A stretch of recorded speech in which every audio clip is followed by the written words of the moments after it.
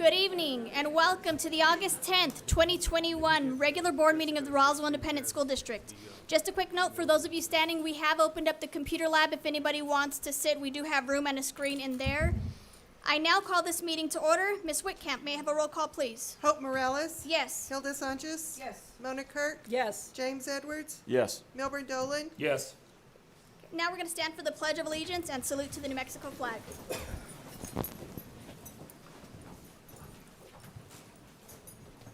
I pledge allegiance.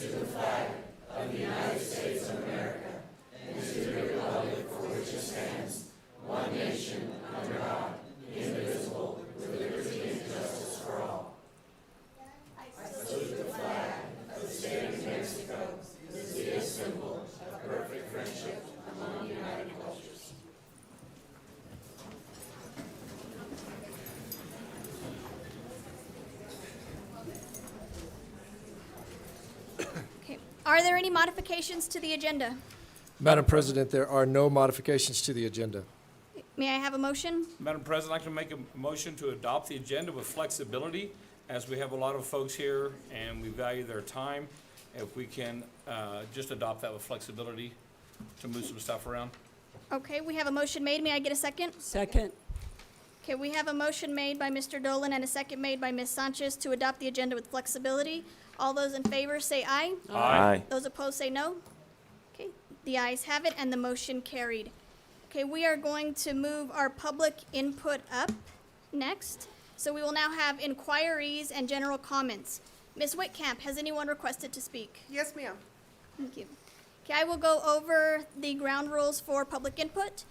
Please listen and speak with respect. No uncivil conduct will be permitted. Please do not discuss any specific student who is not your own. Please do not discuss confidential personnel matters, including those of a disciplinary nature regarding any RISD employee. This should be discussed with the superintendent or the employee supervisor. Please self-monitor and observe the 2-minute time limit. You may be given a 15-second warning when your time is almost up. If needed to accommodate a large number of speakers and maintain a reasonable meeting schedule, the time limit for speakers may be shortened. No sharing of time is permitted. Public commentary and dialogue is only guaranteed during the public forum and not throughout the meeting. Please search for answers on common ground. You may speak on any topic, whether it is on the agenda or not. Your input will be taken into consideration. Please be advised, the board may discuss your issue during the meeting, but by law, the board cannot take action on items that are not on the agenda. For the safety of yourself and others, signs and placards are not permitted in the boardroom. However, you are invited to express your concerns during public forum or submit your concerns to the board in writing. So just a note to the audience, the board will not respond to speakers during public comment. Only individuals signed up to speak will be able to speak during public comment. And to our speakers, please ensure that you are following the ground rules so that your time is not interrupted. And please speak clearly into the microphone up here. Ms. Whitcamp, our first speaker. Tracy De La Rosa?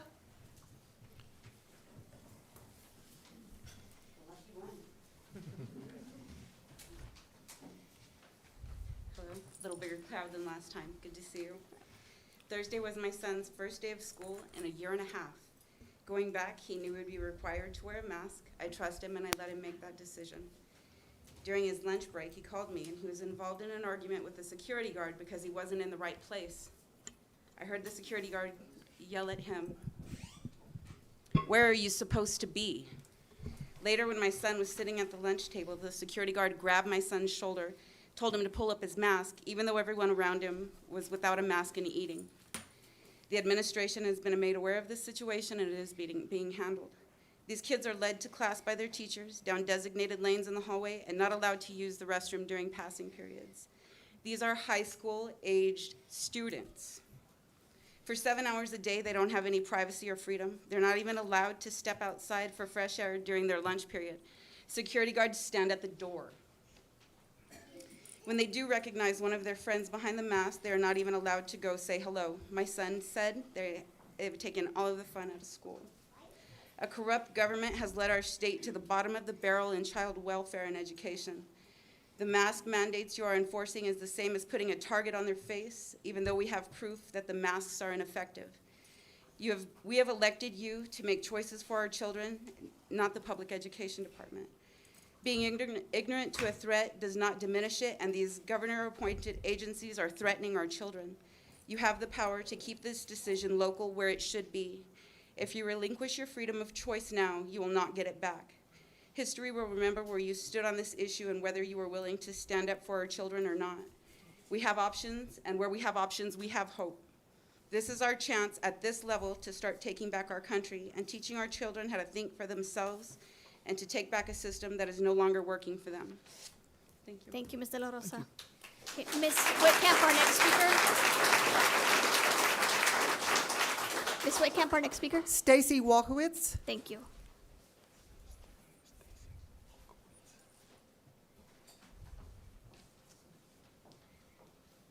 Please speak into the microphone first. Thank you. I may need it up a little. It tilts. There you go. Okay, I am speaking on behalf of Concerned Citizens for New Mexico, which has a reach of several thousand across our state. Let's be clear, this is not an issue about masks. 43 other states have schools that are unmasked and open. This is an issue of state versus local control. Next on the list is mandatory vaccination for children without parental knowledge or consent. This is already on the New Mexico law books waiting to be put into effect. The state has taken aggressive measures against the districts who are currently fighting for local control. They're asking the courts to give them precedent for any future cases in which any local boards disagree with the marching orders from Santa Fe. They will then have the right to remove those boards and take over the organization. This has implications for church boards and nonprofits as well. This raises the stakes tremendously. The battle is now. McKinley County has a lawsuit involving 18 other school districts standing with them against the state. Roswell is not among them. It's time to join the fight. There is no wait-and-see approach. It's not fair to make them face the battle alone when there's strength in numbers. There's a word for those too afraid to stand: cowardice. I see plenty of it from this board. We are calling for you to join the lawsuit and protect our children from state control and overreach. If you're unwilling to do so, we have brought recall papers here tonight and will actively run opponents for your seat. It's time to rise up and stand before you are run over by a bulldozing totalitarian government. Thank you, Ms. Walkowitz. Ms. Whitcamp, our next speaker.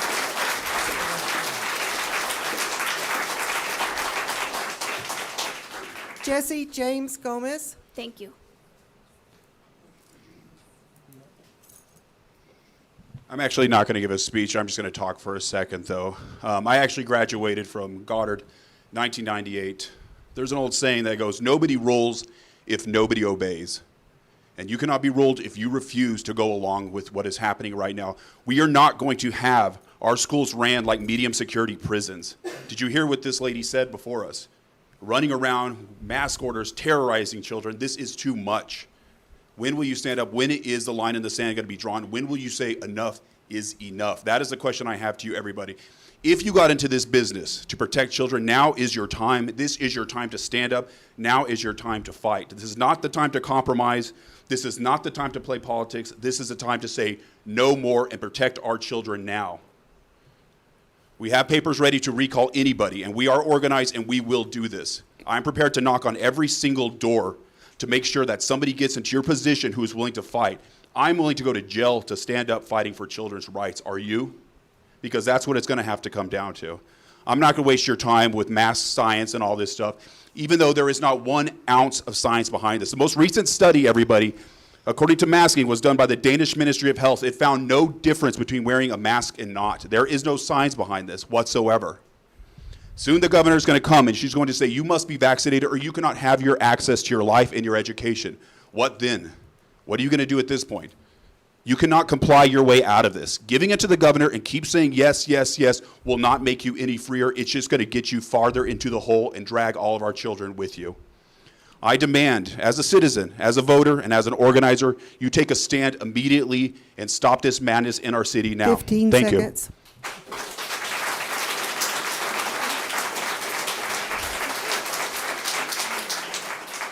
Amy Bishop.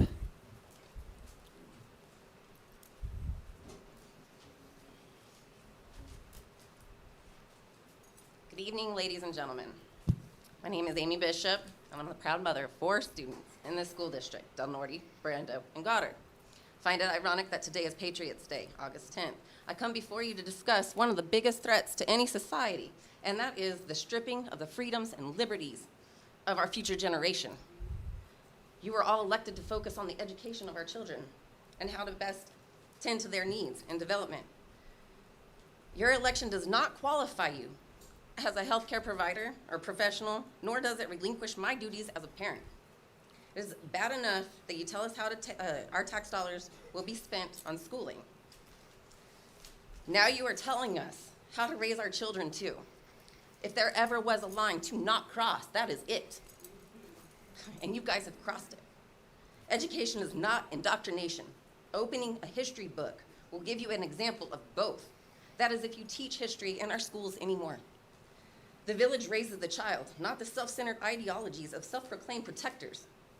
You might have children in this district, and I want you to understand, I am not asking you to give up your right of choice for your health care needs and your children's health care needs. I'm asking you to defend our choice for our children.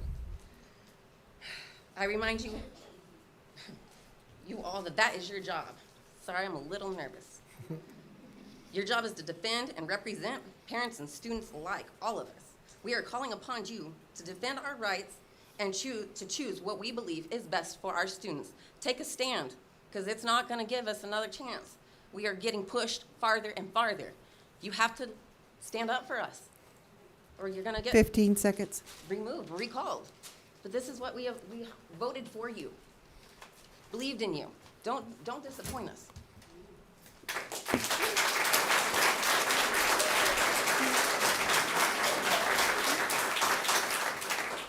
Margaret Rodriguez.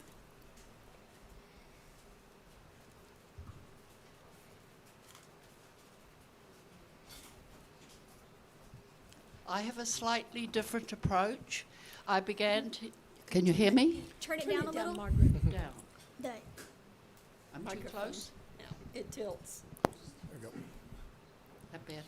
Is that better? Yes, thank you. Good. I actually began teaching 63 years ago. So I have seen a lot in those 63 years, and I have taught in many countries of the world, many different situations.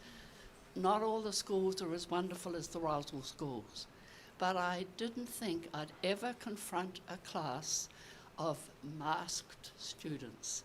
And when I went back in the spring, just after the lockdown was over, I teach mainly now at my age at the high schools. I have to compliment the children for their behavior and their compliance.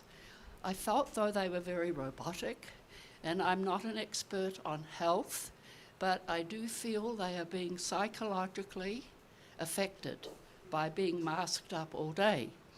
And I thought, how did we come to this situation? This is a free country. I did spend months in Soviet countries back in the 60s. So maybe this is what's made me very aware of the government gradually taking more and more control. You may laugh at this, but way back in the 70s, I fought against seatbelts because I thought they make sense, but we shouldn't be told we have to wear them. I just felt that wasn't right. So then I came along to find out what's happening now with our children. I feel I have a bit of a solution. 15 seconds.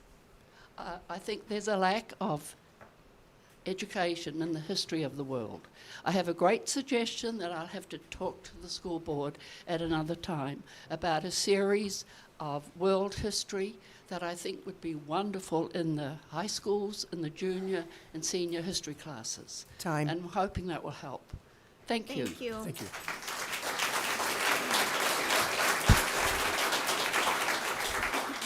Corina Yeager.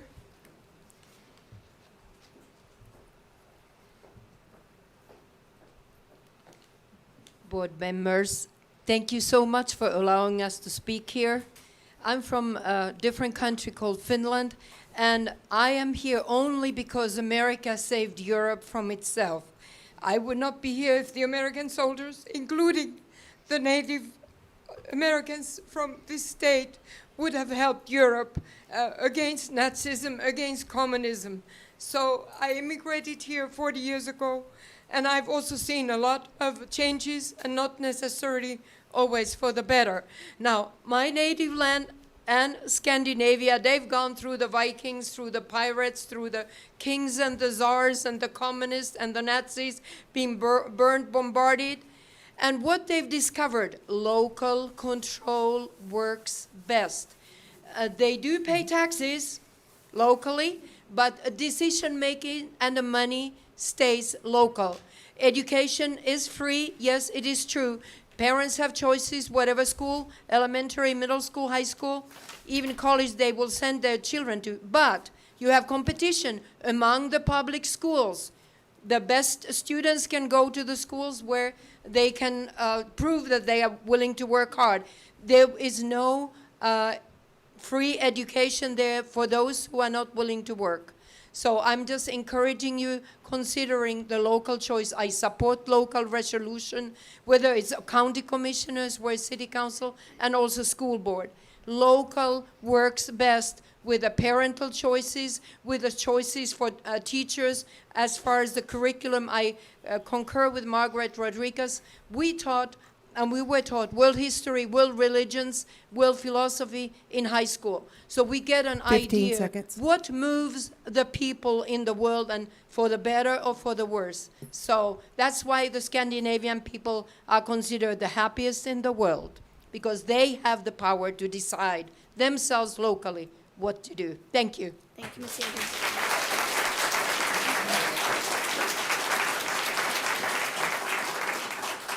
Pamela Gonzalez.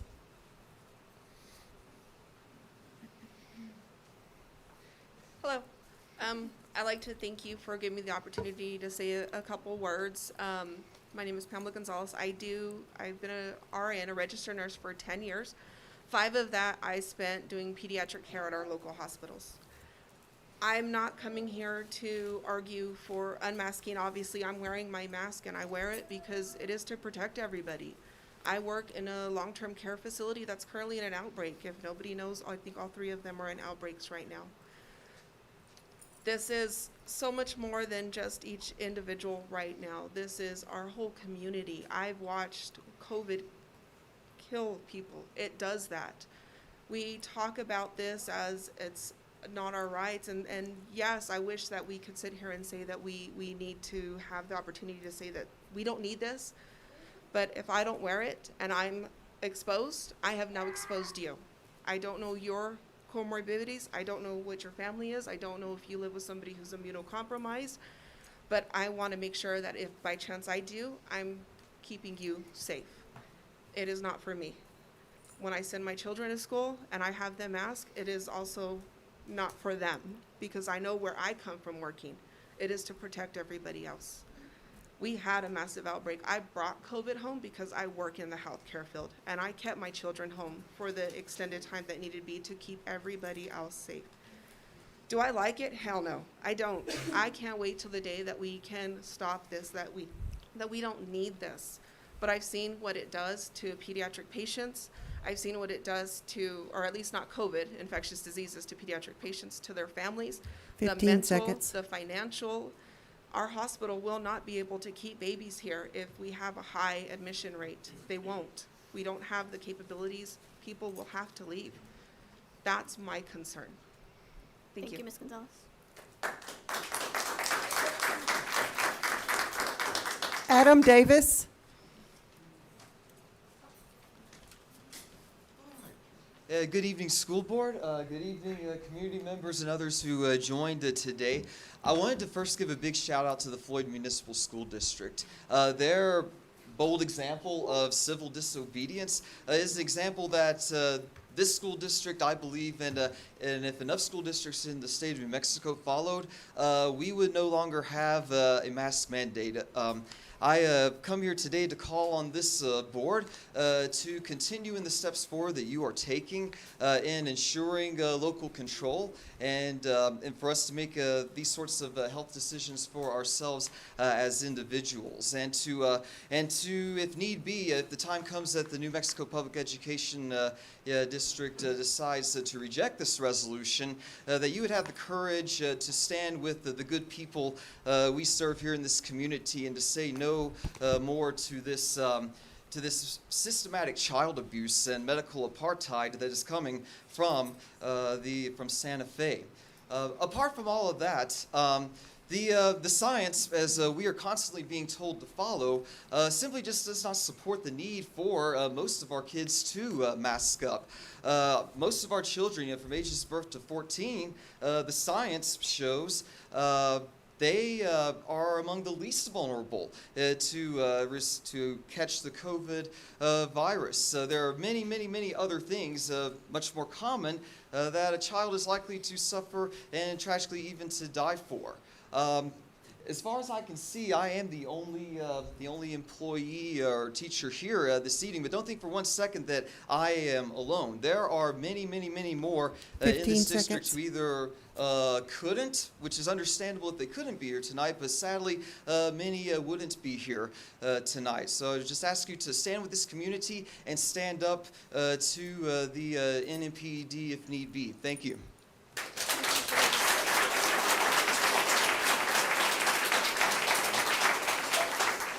Esther Perky.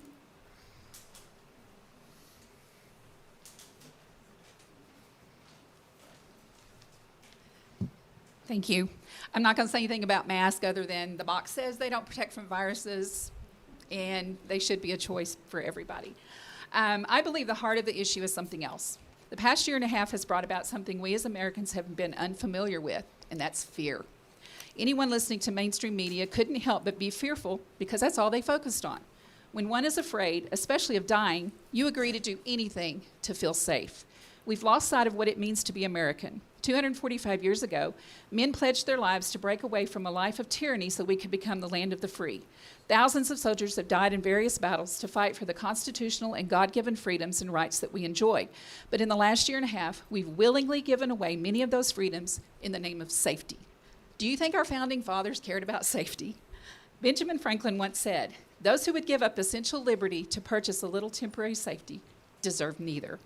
Thomas Jefferson wrote, "I prefer dangerous freedom over peaceful slavery." We gave away hard-fought freedoms, and if we don't fight to take those freedoms back, we'll cease to be America. Giving in to a tyrannical government mandate because we're afraid to lose our job or position is the wrong path to take. We have to decide right now if we want to continue to live in the greatest country this world has ever known, or become just like the others and live under tyranny.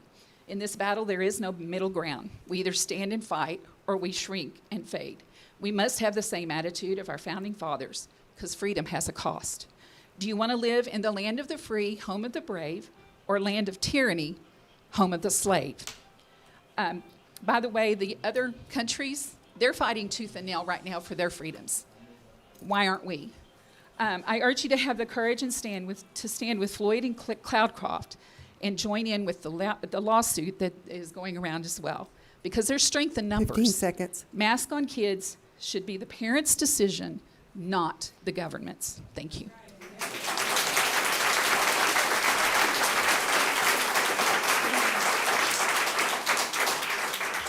James King.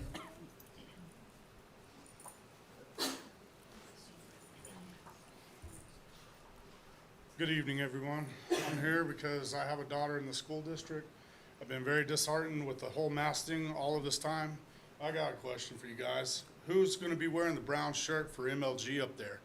You know, this is ridiculous. You know, while y'all are going along with this whole thing, you're mentally hurting our children by force complying them with masks. Then what's next? The vaccine? You're going to be getting vaccines in school, handing them out to our children? Is that what's going on? I have a teacher that's been up here that taught me history, and history is repeating itself right now. We need you guys to stand up and do the right thing against the state up there, because this is ridiculous. This has gone entirely too far. It was going to be 2 weeks. 2 weeks. We're going on 2 years. 2 years. The people in the medical field up there at the White House, they're lying to us intentionally. There's lots of doctors on the front lines that have had successful treatments of all ages, of all comorbidities and everything. You know, we need the right information going on around here. And you know what? There's no pandemic clause in the Constitution that I read.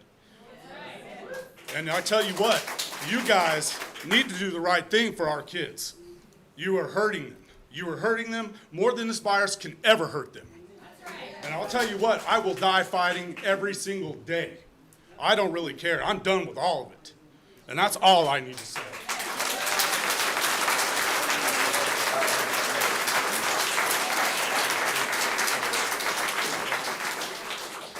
Nikki Holstrom.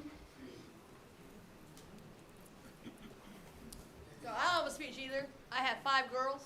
I came to these States to be free from a socialist country, and every single one of you volunteered to keep our kids safe every day. My kids come home crying because they are feeling like there's teachers that just tell them, pull their mask up. You can't have bathroom breaks. You can't do this. You can't do that. And you guys don't want to do nothing for our kids. That's how I exactly feel. The mask is killing my kids' psychological health. It is unbelievable of what is going on. I have gone without a mask this whole time, 2 years, autoimmune disease. I have lupus. I have everything in the name that you could just think of. And I'm here today without a mask, not sick, and I have not once been sick, tested negative for COVID, and here I am, standing strong and firm, and I'm telling you, every single one of you, if you guys truly cared about these kids, you will step up and go and fight for our kids against New Mexico Public Education Department, because they don't give a rat's about what these kids are going through. All they care about is money. That's all they care. Control and money. And you know what? I know you all volunteered, but also when you volunteered to protect our kids, the students, the staff, and the parents, the community. That's what it matters about. And I'm done.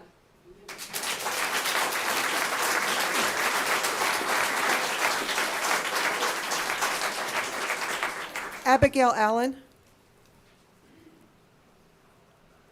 Hi, my name's Abigail Allen. My daughter's a 4th grader at Valley View. She's an only child, and she desperately craves the interaction with her peers and other adults. It's very necessary for her growth and development, as I'm sure you all recognize. For that reason, I chose to allow her to attend in person this year. She's loving school for the most part, except for having to wear a mask. It's hot. It makes her feel as if she can't breathe. And as she says, it's absolutely unfair, because while her teacher pulls her mask down all throughout the day and often leaves it down for over an hour, she's told to pull hers up the second it dips below her nose. This is extreme hypocrisy, and it's not okay. The virus particles have been shown in studies to be as much as 5,000 times smaller than the holes in these masks. That being the case, these masks don't work. They don't have any efficacy in preventing illness in our children. What masks do, however, is negatively impact our kids' health, physically, psychologically, and emotionally. Masks reduce their oxygen levels and increase their CO2 intake by restricting exhalation. Within 3 minutes of having a mask on, CO2 levels can reach over 13,000 parts per million. A cause for concern starts at only 2,000 parts per million. Dangerous levels like this can and will, over time, cause brain damage, especially in the developing brains of young children. Not only that, but the list of infectious bacteria found growing in these masks should frighten all of us. These include pneumococcus, streptococcus, staphylococcus, meningitis, and tuberculosis, just to name a few. This COVID has a 99.997% survivability rate in children under 19. These bacterial infections, they don't fare so well. 15 seconds. In closing, I'm here today to let you all know that my child belongs to me and to her father, not to the NMPED or to RISD. We refuse to co-parent with the government. My husband and I should be the only ones to make any and all decisions Time. regarding her health. Thank you, and God bless you all.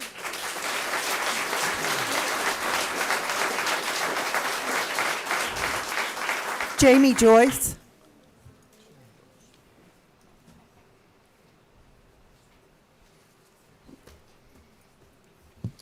Hello. I would like to read a letter to the editor that Margaret wrote last Thursday. Pressing concerns as kids return to school. I'm a retired school teacher who has worked in numerous countries since 1957. I taught in a variety of schools and classrooms in grades through 12. I've enjoyed many years of teaching. Since my retirement from RISD in 2002, I've continued to work as a substitute teacher. However, when I returned to the classroom this spring after a year-long shutdown, I became very concerned about the well-being of the students. The classroom atmosphere was so different than in 2019. I believe the mask wearing and constant use of Chromebooks to be non-beneficial to the learning process. I was especially disturbed by the obvious compliance of the students, their behavior being almost robotic. Many teachers with whom I shared my feelings felt the same concern. Very little verbal exchange took place as instructions were on the Chromebooks. Although I commend the students for their good behavior and acceptance of this format of education, I pray this will not continue in the fall. I believe that each school district is autonomous, and my hope is that RISD will choose not to follow our governor's wishes that masks be worn again in public schools. A more pressing concern has now arisen, the new critical race theory curriculum. I have faith in the caring, hardworking teachers that they and parents will not accept this curriculum, which is very inappropriate for elementary and secondary school students. 15 seconds. I also trust that Roswell's local school board will exercise the district's right to autonomy and completely reject this harmful curriculum. Our young people deserve a solid and basic education that is not heavily influenced by many troubling social issues of the day. I would just like to thank Margaret for writing this letter.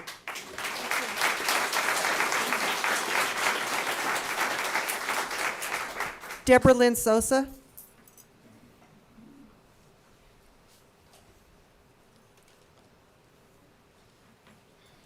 Hey everyone. Hello, sorry.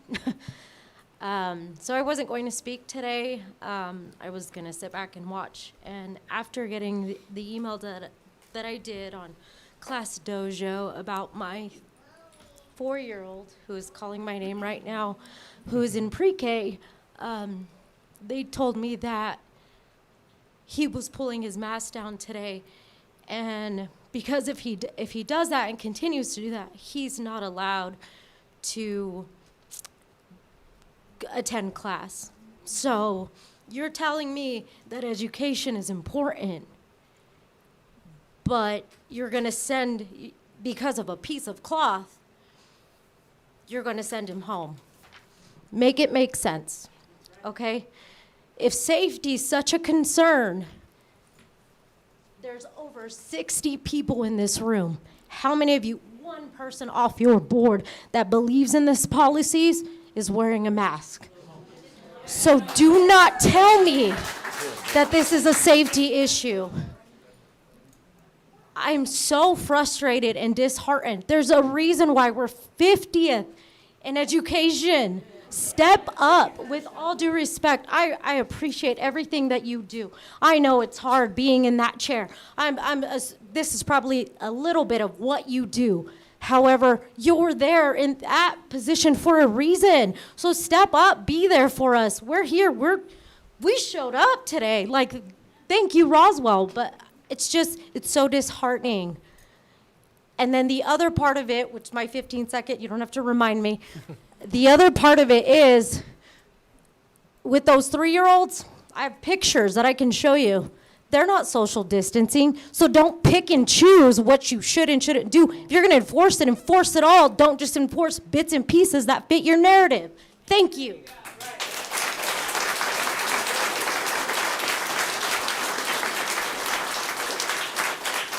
Francisco Petoni.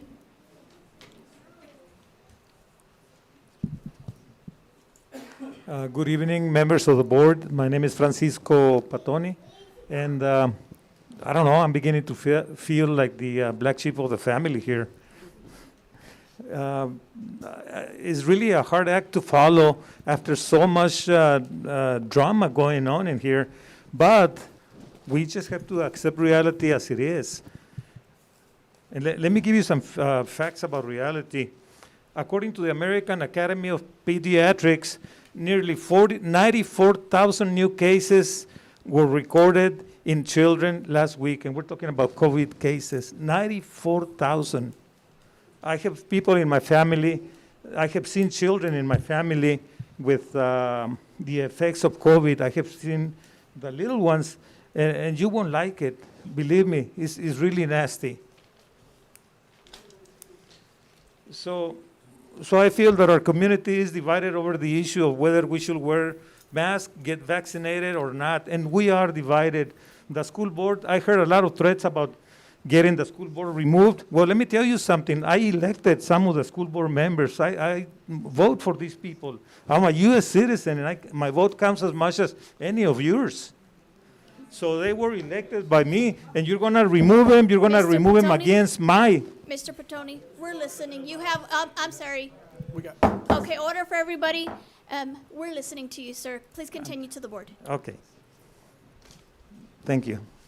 I got carried away. Oops, I have 23 seconds. I do believe in my school board. I believe in Michelle Lujan. I believe in the officials at the school board. I believe in science, and I believe in my students.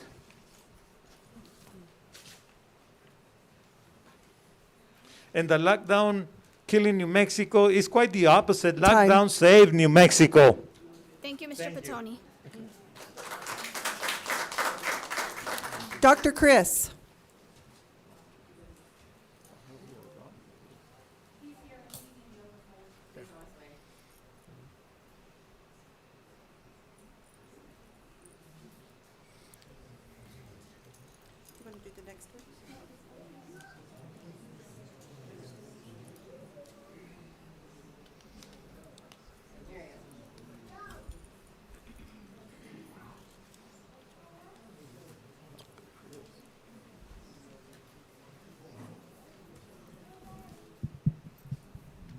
Thank you, board members, for allowing us to express our opinion, as our great country has put in our Constitution, freedom of speech. Representing Reineke Medical here. President Reagan once said that we're one generation away from losing our freedom. What kind of generation are we raising at the moment? Just want to give you a couple of quick facts about some of our afraid people here in this room. Masks don't work, okay? The science that you're choosing to read is adulterated. Randomized control trial studies is the best trial. This is the one that Jesse brought up earlier. So basically, 3,000 people groups, mask versus no mask. The difference in infection rates was negative 0.3%. Statistically insignificant. So 3,000 people controlled versus non-controlled. Now, another study, I just want to give you a little bit of information, which I'm sure if you go online, you can find some very reputable studies on the harm that happens to children when you wear a mask long term. So the top issues, irritability, headache, difficulty concentrating, and check this out, impaired learning.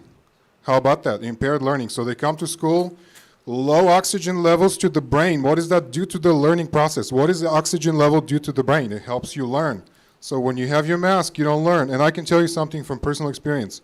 We've been treating people for 2 years. We didn't shut a day in our practice. And I can tell you, people who wear a mask got just as sick as everyone else. Actually, they got sicker. You know why? Because their immune systems don't work. Because their immune system requires oxygen too. So if anybody have any questions about that, we're happy to help them. If you all get sick, I hope you find the right provider for you, because a lot of them have become big chickens and they refuse to see their own patients. Thank you so much.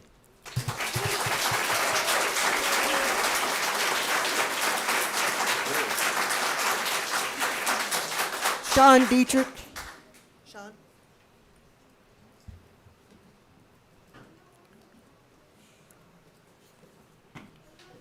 Hello, members of the board. I have a elementary age student, I have a middle age student, and a high school student. And this mask mandate is beyond out of control. You know, we're allowing these elementary age students to be 3 feet apart. Originally it was 6 feet apart. Now it's 3 feet apart, as long as they're not facing each other. So we're just moving things around and changing things. This mask mandate, children are not going to keep a mask on their face. They are constantly prying at their face, touching, doing this, doing that. Now it's okay for them to have recess without a mask, but last year they had to wear a mask. You know, we're following the dictator's order out of Santa Fe, and this, what she's putting down on you, you guys are going to get the brunt end from us, the taxpayers, the people that have children in school, because we're done. Our children are our future. We're dumbing down our children day by day by doing what we're doing to them, and it is not fair to them. Our children need to be set free.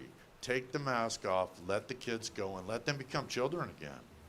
We've already done this lockdown. They're probably going to do it to us again. But we need to think about the children first. That is the main thing. Thank you. Thank you, sir.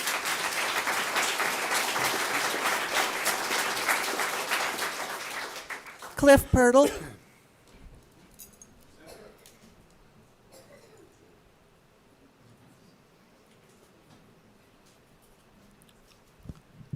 Thank you, Madam President, members of the school board. It's an honor to be here in front of you today. And you know, I know from experience that the decision you're going to make today, I don't take lightly. But the issue isn't about masks or no masks. The issue is about local control. And you know, I've heard rumor that you might be removed if you vote one way or another. But if you vote no against local control, why are you even on the board? You don't need to be removed. You might as well resign.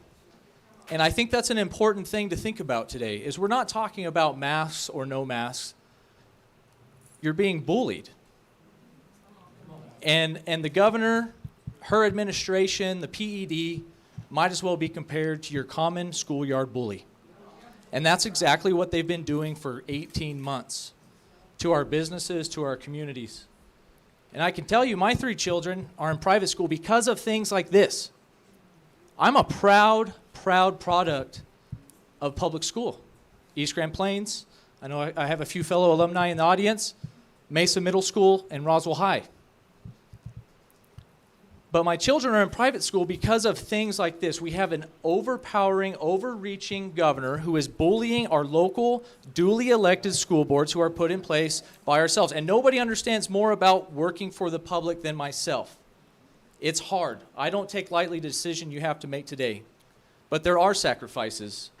Of the 56 signers of the Declaration of Independence, 5 signers were captured by the British as traitors, tortured before they died. 12 had their homes ransacked and burned. 2 lost their sons in the Revolutionary Army. Another had 2 sons captured. 15 seconds. 9 of the 56 fought and died from wounds or hardships of the Revolutionary War. And when my kid goes to school every year, I tell him, you don't just stand up to the bullies who are bullying you, you stand up to the bullies who are bullying the other kids. And today, I ask you to stand up to the bully. Thank you.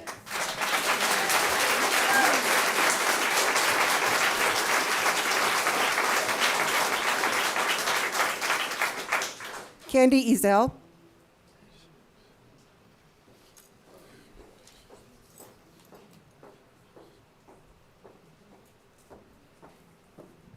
Good evening, members of the school board.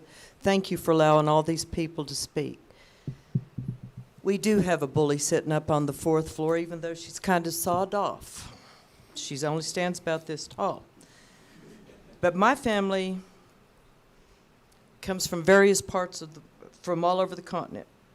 And I'm a proud member of this state. Been here for 5 generations. And I'm not going to allow her to scare our children, scare our elders. There's a show on television called Fear Factor, and folks, we're living it right now. She has made sure of that through the media. We can either choose freedom or we can choose slavery. Right now, we are actively raising funds to support the Floyd School District. And she didn't elect those people. The people of that school district elected those people to be their voice. Local control is the way it needs to be. Whenever I was threatened by the Speaker of the House that I had to get the vaccine, I do have a big mouth, folks. And I said, you don't have the right to tell me what I can do with my body. I refuse to get it. And once I said that, everybody else started saying, she's right. You cannot tell her to get that vaccine. I have seen too many young children that are experiencing depression. Folks, my 9-year-old niece experienced that to the point that all she did was cry. These parents are concerned about their children. And folks, it's my body, it's these people's children, it's my choice. Time. Take that into consideration. Thank you.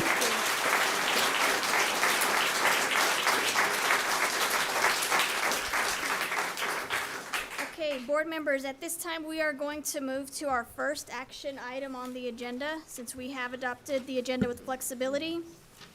First, we have Resolution 21-22, number 01, seeking NMPED reconsideration of the COVID-19 toolkit and mandates for the 2021-2022 local control.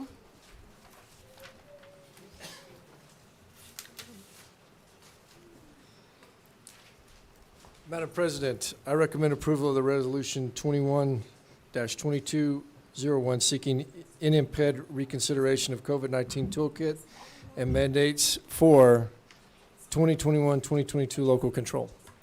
So board, this resolution, if approved, would go to the NMPED to express our opinion regarding the ability for local boards to best set guidance on how COVID is being handled in their local school communities rather than the state level. It is important to note that a resolution is the board's opportunity to formally express its opinion and concerns on important public policy matters. A resolution is not a board policy and does not require a first or second reading. The resolution requests that the NMPED support and recognize each local board of education's ability and responsibility to make the decision of whether masks will be required to be worn at their local school sites based on the conditions present in their immediate local area, and meet in person or virtually with the representatives of all of its local school boards to receive local community input as it reconsiders the mandates contained in the COVID-19 toolkit. So you all have the full resolution, and I will open it up for discussion. Madam President, we missed a speaker. We had one that was signed up that we need to address to. We have one more speaker? Okay. so Jessica we will- Oldfield. Ms. Oldfield?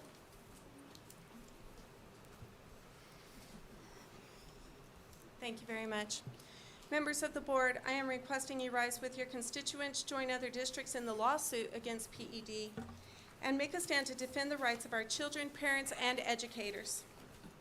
This is not a dispute over the masks. It is a dispute over our constitutional rights to choose.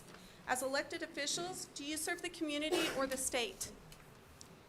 Your actions today will without a doubt state who you serve. Let us count the ways the board has failed our children in education and safety to date. Children being sent home from school due to illnesses directly related to mask wearing. A child's morning prayer is asking God to get rid of masks so he can breathe. Children having to record their name to get on and off a school bus without parental consent. Bus drivers unable to identify who is on their school bus. Elementary students are requesting to obtain a GED, that's unheard of. APEX courses are much more difficult than in-person curriculum, but yet virtual students have no support from the school district, per Ms. Morales' post. Where is the funding for virtual students being applied? Locking exterior doors to all schools because it is safer for school secretaries to leave the safety of secured areas and panic buttons and open the exterior door not knowing the intentions of the person on the outside, a directive of this administration. That sounds safe. Our children and educators deserve better than this. Rest assured that our state government is not concerned about our children, but rather forcing the people to be submissive. There's so much more at stake, and we need to rise now before this goes any further and say no more to our governor. No. If we do not stand up for our children, who will? 15 seconds.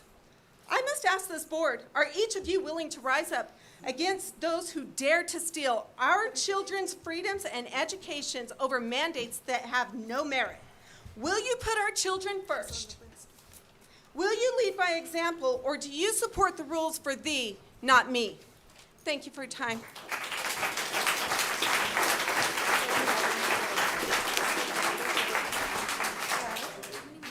That's it.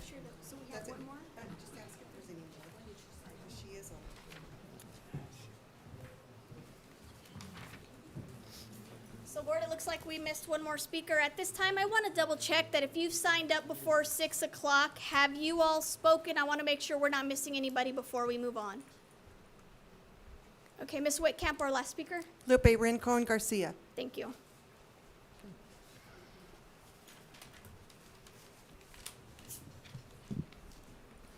Good evening. My name is Lupe Rincon Garcia, and this is my husband, Arthur. We have 3 wonderful children. The eldest is starting her 3rd year at New Mexico State University.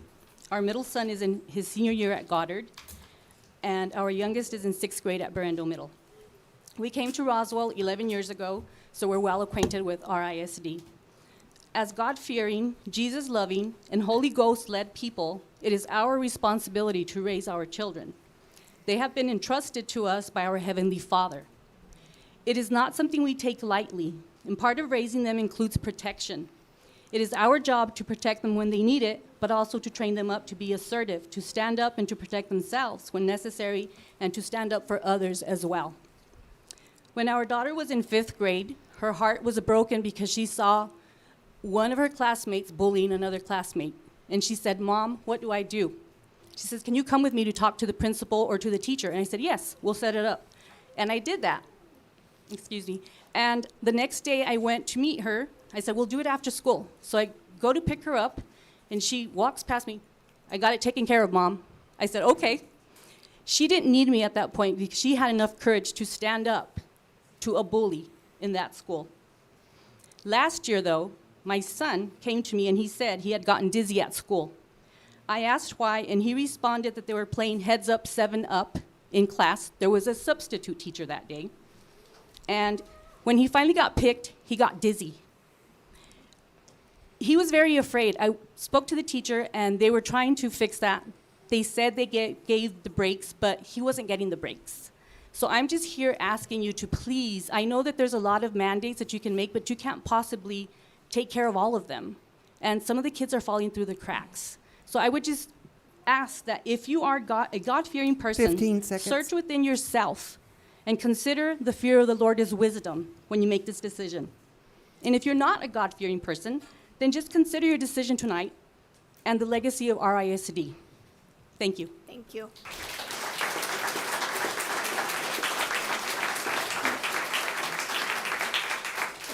So board, now we are moving on to that action item. I read an introduction. Is that okay, or would you all like me to reread it? Or are we ready for discussion?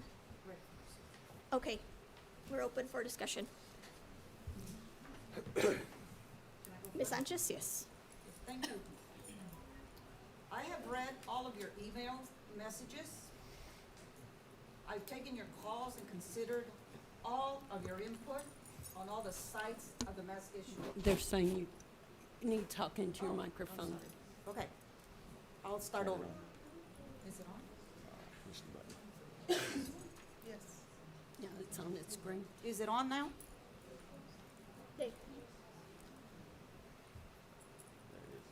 Hello? Mr. Edwards, is yours working?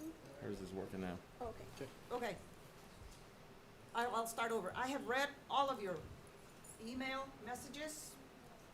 I've taken your calls and considered all of your input on all the sides of the mask issue. First, I believe this resolution only raises false expectations that the PD is going to change its mandates on masks. Second, this resolution appears to be about choice, but at its core, it's anti-mask. It is my job to stand up and not be afraid of the political consequences for all of our RISD stakeholders. At the end of the day, we must weigh all the consequences to our district, including the legal and the health of our children. And for me, the health of our children and staff outweighs every other consideration. Masks for the health of children is the most prudent way for our district to proceed. I must make decisions that safeguard the health and the well-being of all RISD students and staff, and we must keep our schools open. Thank you. Thank you, Ms. Sanchez. Anyone else? Madam President, Yes, sir. like Ms. Sanchez, I've read everyone's emails, and I've taken a lot of calls, and I'm gonna trust me, the well-being of these kids is the only reason I'm here. My second round of being on this board, it's important to me the welfare of the kids. So got an email from the nurse today that already we're having a large number of students sent home for COVID. Classes being quarantined. And my concern is that I don't want one of my kids not being that 99.997, I don't want one of my kids to wind up dead because something happened. Audience, And I'm gonna for all ask, of- no, audience, you are welcome to be here to observe the meeting, but please do not disrupt this part of the meeting. So I'm going to tell you, my concern is the well-being of these children. For all those people who sent me an email and said, I'll run against you in November, that's their right. But for my concern is the well-being of these kids. And if we get local control, my control and my concern is still going to be the well-being of these children, Madam President. I know this is something that you really have put a lot of time and effort into, and I commend you for that, but my time, and we get a mask back, I don't care. My concern is the well-being of the kids, and the information I get from Nurse Katie is, I don't want a kid going home and wind up in a hospital because we could have done something to help prevent it. Thank you, Mr. Dolan. Okay, audience, I'm gonna ask you one more time, please. This is an important part of the meeting. We were respectful, we listened to you, and I ask that you allow us to have our dialogue. Anybody else on the board? Yeah, I got a couple of things to say. I am the one that's wearing the mask up here. I noticed somebody brought it up. I do wear the mask, and that's my right. We have what they call a freedom of choice.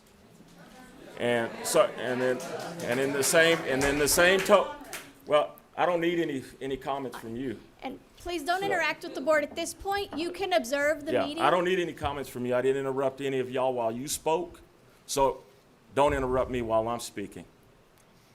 I've served my country. I believe in freedom of choice. My vote is going to be my vote. So you remember that. When you talk about tyranny and communism and everything else, you still live in the greatest country in the world.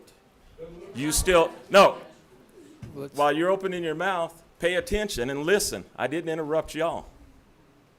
I respected you. I sit here. You don't know how I'm going to vote. Nobody has a clue on how I'm going to vote. I stand here as a man first. And I do have 3 kids that I unexpectedly inherited. So you don't know how I'm going to vote. You can't speak for me. But I can tell you right now, I'm leaning one way. Friends and people that know me, I stand by my vote. You want the job, threats, you can have the job. You can have the job. But be respectful. That's the one thing that we've lost in America is the respect. We can agree to disagree. But we don't do that. We can't even do that here in Chaves County. And I'm not a follower. I don't follow Floyd. I don't follow Hobbs.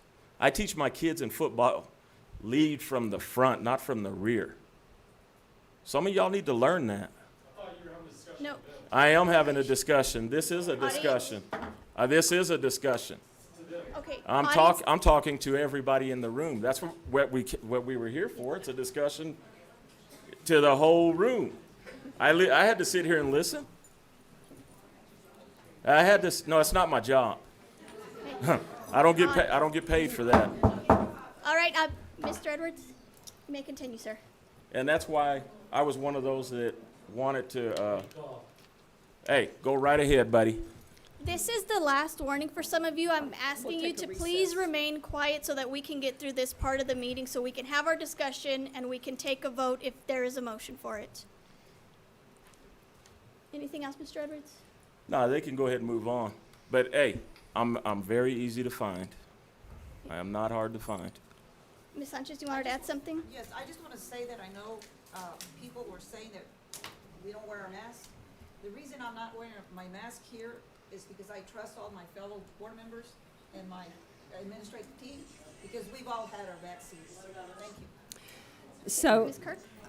Ms. Morales, I have a couple of comments. First and foremost, I want my kids in school. My son graduated last year. He did not get to attend a full year of school, last quarter of school, so I know how desperately we want our kids in school. I know how badly it hurts our kids when they're not in school. I'm a longtime educator, 31 years. This is my 6th year sitting on the board. So it's important to me to listen. I've received a lot of emails. I've answered phone calls. I've met with people to discuss my position as an educator. So it is very important to me that we keep our kids in school. It's very important to me that we have local autonomy. It's very important to me that we have a local voice on what we want from our district. Our district does not look like Cobre. It does not look like Artesia. It does not look like Central Consolidated, Farmington, Bernalillo, any other district. RISD is RISD. I am asking, I've looked at this resolution over and over again. My main concern with the resolution is it focuses on the mask. I tell you, that's where we're missing the boat. It's not about the mask mandate. It's about the toolkit. It's about local autonomy. That's what I would like to see, stronger language. I would like to see more autonomy in local decision-making. I made that comment to every single one of you I have talked with. That's my main concern. My number one main concern is stronger language in the resolution for local autonomy, local decision-making. My second concern is it does not include all 5 board members' names on it. I would like to ask to have all 5 board members' names added to the resolution. That way, we can all sign it. It doesn't mean we pass it. It's just we have all 5 signatures on the resolution. Anytime I have drafted a resolution, I have asked for all 5 signatures on it. Because we're not a board of 1, we're not a board of 2. We speak unified. We're a board of 5. So those are my 2 requests. Thank you. Thank you, Ms. Kirk. So I do want to thank all of you for coming out.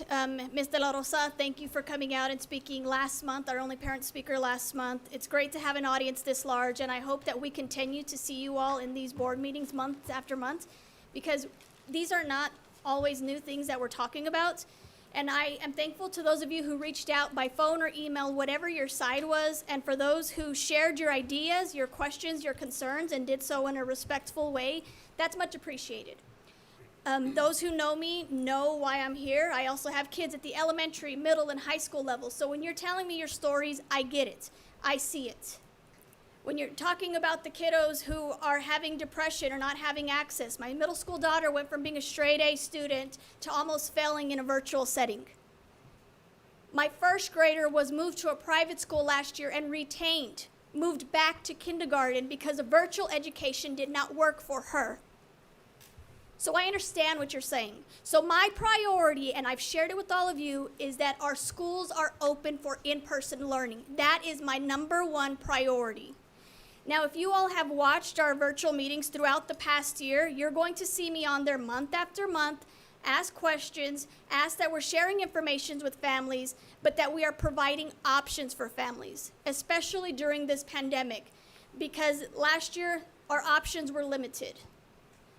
So I think that this resolution, and you guys, we have different opinions up here, but this is a great board who is always respectful of each other and to you, and we listen to the constituents, because I'll tell you what, this is not an easy choice, because there is not a majority of folks that believe one way or the other on masks. It's not that plain and simple. As many of you that have called us asking for no masks, we've had a lot of calls and recently asking for masks. So it's not easy. It is definitely a challenging thing. So I want to acknowledge the board members up here, no matter what your vote is, for how you've been committed throughout this entire time. Ms. Deborah Lynn, you're right. This is just a little bit of part of the work. There's so much time, energy, effort, meetings, committees, and we all do it without compensation because we're here to serve. So I just want to make sure that I acknowledge the board for that. This resolution is going to do what Ms. Kirk is asking for. It's going to give us local control so that we can work with our healthcare professionals to learn more about the cases, the needs at the schools, talk with our principals, see what's happening, and give as much autonomy to parents as possible, but also be able to make the decisions at the local level rather than the state level. So that's why this resolution was drafted and brought forward to the board today. So with that, on the discussion of the motion, any more discussion before I take a motion? So, it's not just about the mask, it's about, Candy's sitting over there and she talked about the control, but we lost that with a constitutional change. It's not going to come back to us unless it goes back before the public and the state school board comes back. While I appreciate the time put in, a constitutional law changed this from us. We lost this because the voters of New Mexico said, yes, let's put a person in charge and take the control away from elected school board people who were elected by all of us who controlled this.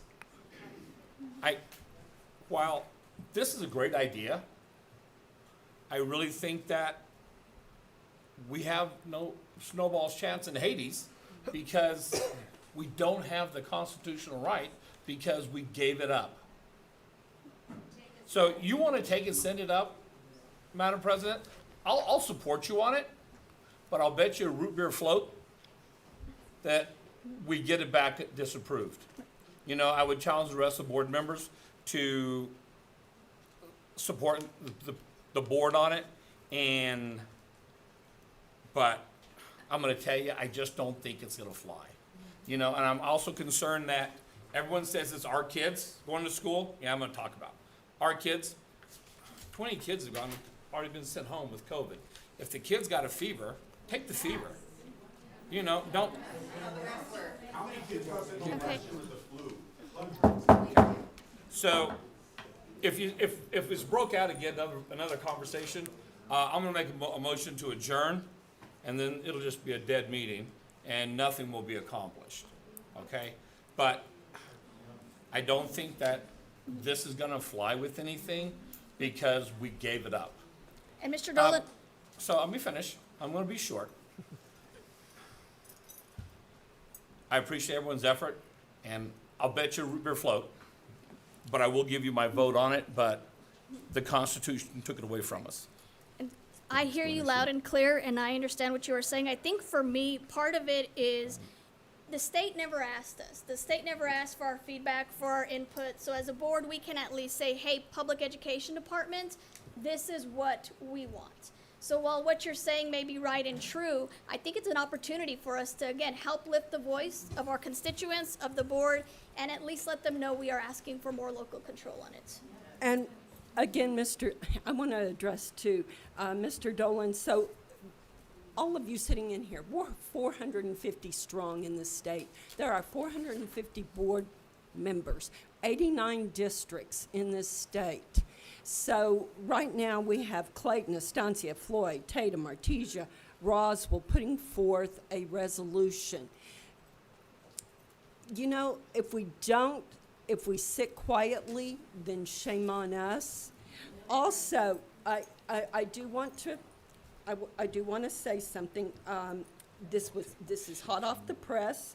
We have next Wednesday, board members, there is going to be a, PED is hosting, the Deputy Secretary Sandoval is hosting a Toolkit COVID Safe Practices webinar, active webinar, Zoom meeting on Wednesday, the 18th, August the 18th at 6 p.m. That's for all school board, I'm thinking it's for all school board members. I know it's for the board of directors.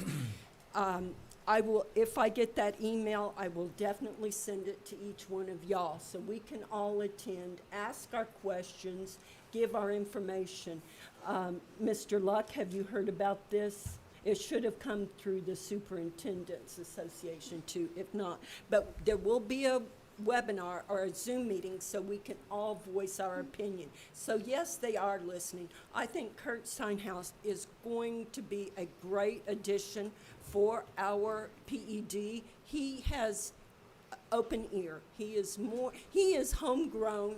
He is local. He's been a superintendent. He knows the groundwork that it takes. So I think we're going to have a little more compliance. So I think, yes, this resolution may carry some weight. We've got more school districts jumping on board. This week was the first week that we've actually had some action on it. So there's a possibility. And I'm ready to start wrapping up the discussion part, but I just want to make sure folks are getting correct information. So Floyd did not do a resolution. They had a different vote. Some of our boards are doing resolutions. So there's different consequences, different opportunities with all of that. So I want to make sure you have a clear understanding on that.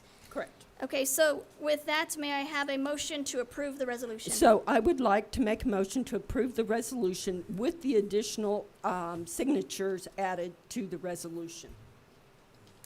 So I have a motion to approve the resolution, adding the signatures of all board members. Do I have a second? I will second that. Okay. So we have a motion made by Ms. Kirk to approve the resolution with adding all board member signatures with the second by myself. All of those in favor say aye. Have a roll call, please. I request a roll call. Okay, Ms. Whitcamp, we'll have a roll call for this. Hope Morales, Yes. Hilda Sanchez, No. Mona Kirk, Yes. James Edwards,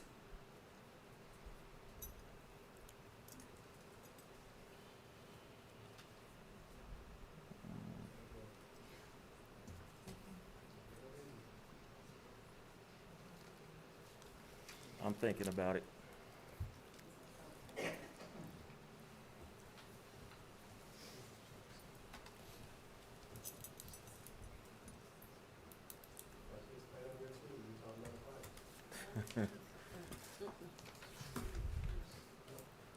Audience, I'm asking you one last time. We are taking our vote now.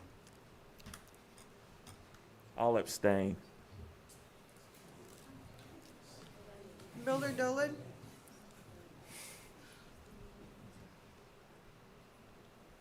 I will stand by that root beer float bet, Ms. Morales, and I will give you a yes. As Mr. Edwards has abstained, he is a yes. No, it's No, a no sir, vote. that's a no. It's a no. An abstained is counted as a no. Then you'll need to go back and revisit your board policy We have three again, yeses. okay? Because we've talked about this before, but it stands in the board policy. It's a no. I know you say that, but it's We written. can double check if you'd like. You can. I know what's written. So it's do what you want. I'll give you a yes. And I'll bet you a root beer float. Okay, so Ms. Whitcamp, the motion passes with a vote of 3-1 and 1 abstain. Okay, next on the agenda board, we are going to go back to our second item, which is our executive session. We will now go into executive session regarding REA collective bargaining 10-15-1. May I have a motion to go into executive session? So moved. May I have a second? We have a motion made by Ms. Kirk and a second made by Ms. Sanchez to go into executive session. Wait till they tour the room. All those opposed, we can. They don't even know what. It's fine to clear it. Thank you. do we take a vote?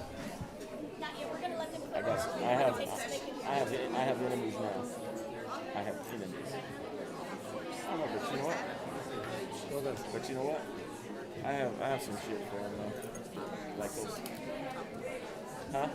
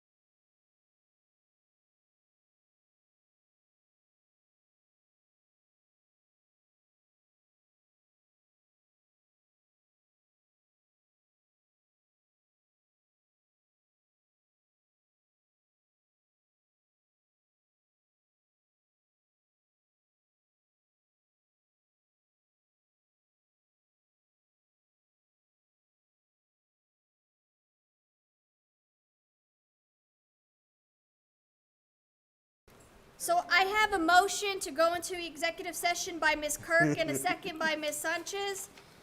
All those in favor say aye. Aye. Those opposed say no.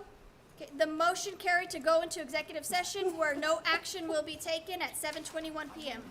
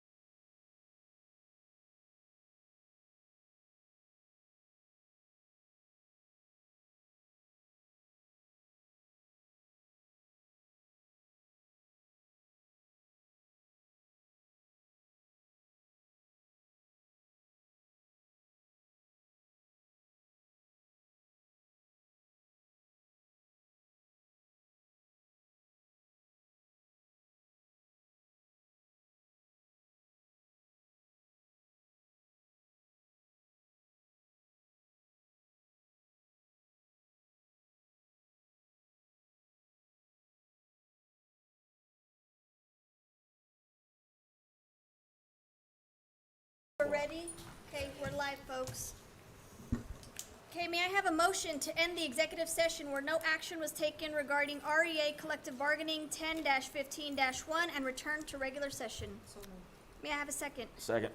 I have a motion made by Ms. Sanchez and a second made by Mr. Edwards. All those in favor say aye. Aye. Those opposed say no.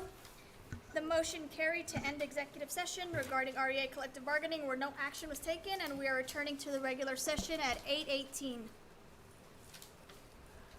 Okay, now we are moving on to informational items. Mr. Luck? Yes, ma'am. We have some informational items tonight, and up first will be our ESSER funds update.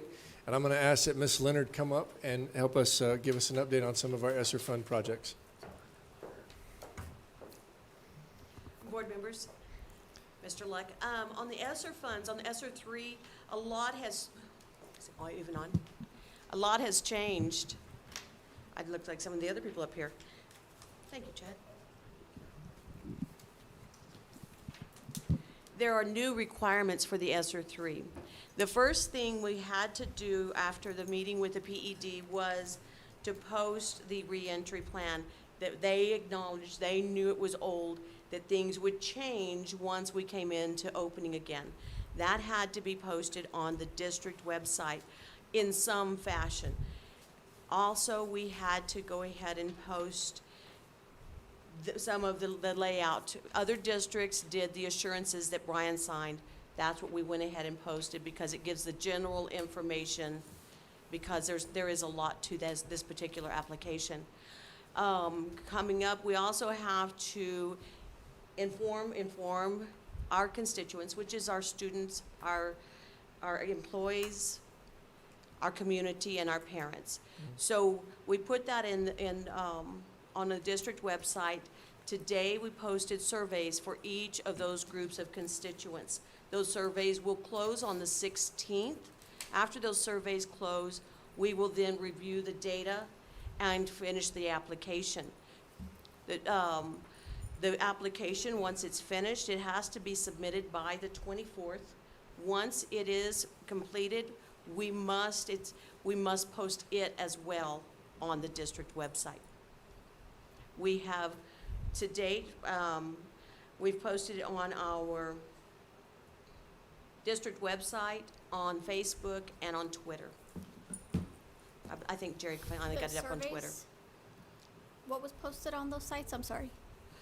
Anything that is on our district website, which is the reentry plan, the latest reentry plan, the, what did we put it there? The surveys and the assurances that Brian signed are currently posted. Madam President. And that's the requirements from the PED. Correct. And one of the things that was a little confusing to members of the public is, as we would try to take something down and change it to make it more in compliance, every time it would come back up as a new document, which would kind of create a little bit of confusion. And I know we did have some people contact us and said, that was from February. And right now we're still in the guidelines from the state. Ironically, we are expecting another toolkit. I don't want to say any day now, but we do feel like we're going to probably be getting a new toolkit to go off of. Don't expect a ton of changes, but I want to commend Ms. Leonard here as far as working with. All of these dollars they're public, and we honor that request as far as making sure that the dollars go where they're supposed to help recover the loss that we might have had during this time with COVID. And as far as that feedback, that's a crucial piece. And I believe it's in Spanish as well. Is that correct? Yes, No. it's being translated. It's being translated, I think. Perfect. Yeah, that was one of the requirements, is that we wanted to make sure that we had the opportunity. We will compound some of the work I did a few weeks ago and see if we can't get a little bit more information out to make sure that we get. I want to know what people are thinking with that, and that's part of that. And it is state mandated. I mean, that's something that's non-negotiable. And to be frank, I'm glad it's non-negotiable. I'd like to know what people are looking at. So we stand for any questions with ESSER 3 funds updates. So, Ms. Leonard, those surveys are not posted online. I saw them before I came up there. I just checked. On our You said on our social media sites? No, Jerry, Okay. Ryan posted them on the the website. district website, Okay. and then Jerry will take those from the district website and put them on the social media. Okay, if we could just follow up and make sure You it's bet. time a minute. 'Cause Absolutely. how, Yeah. unless our families are going to the website, they're not gonna see it. So like, how are we gonna help spread the word? And You got it. that's where we're trying to put to the different media outlets for our district. In fact, we didn't have a Twitter. Jerry is working on trying to get that done as quickly as possible. Nice. And at And- the school level? We're required to post in Right. two different ways, and we're trying to get that third. Excuse me for interrupting. So we will meet with principals tomorrow. We have some 90-day planning sessions. We have elementary in the morning and secondary in the afternoon. And at that time, Ms. Leonard will go over these requirements, and they'll push them out from their schools too, Awesome. so we can Through their ensure parent communications. access. Yes. So will that be advertised in the Roswell Daily Record also? We did not go with that venue. We went ahead because of the quick turnaround, just looking at the venues that we have. And it's an We online could. link, so you wanna be able to click. Yeah, it's an online link. It But would advertising it so they can go go there. on to, we, Yeah, that would be a Might be larger nice than- avenue. So part of the problem is the turnaround time that we had to get Oh. the information posted and to Okay. receive the feedback.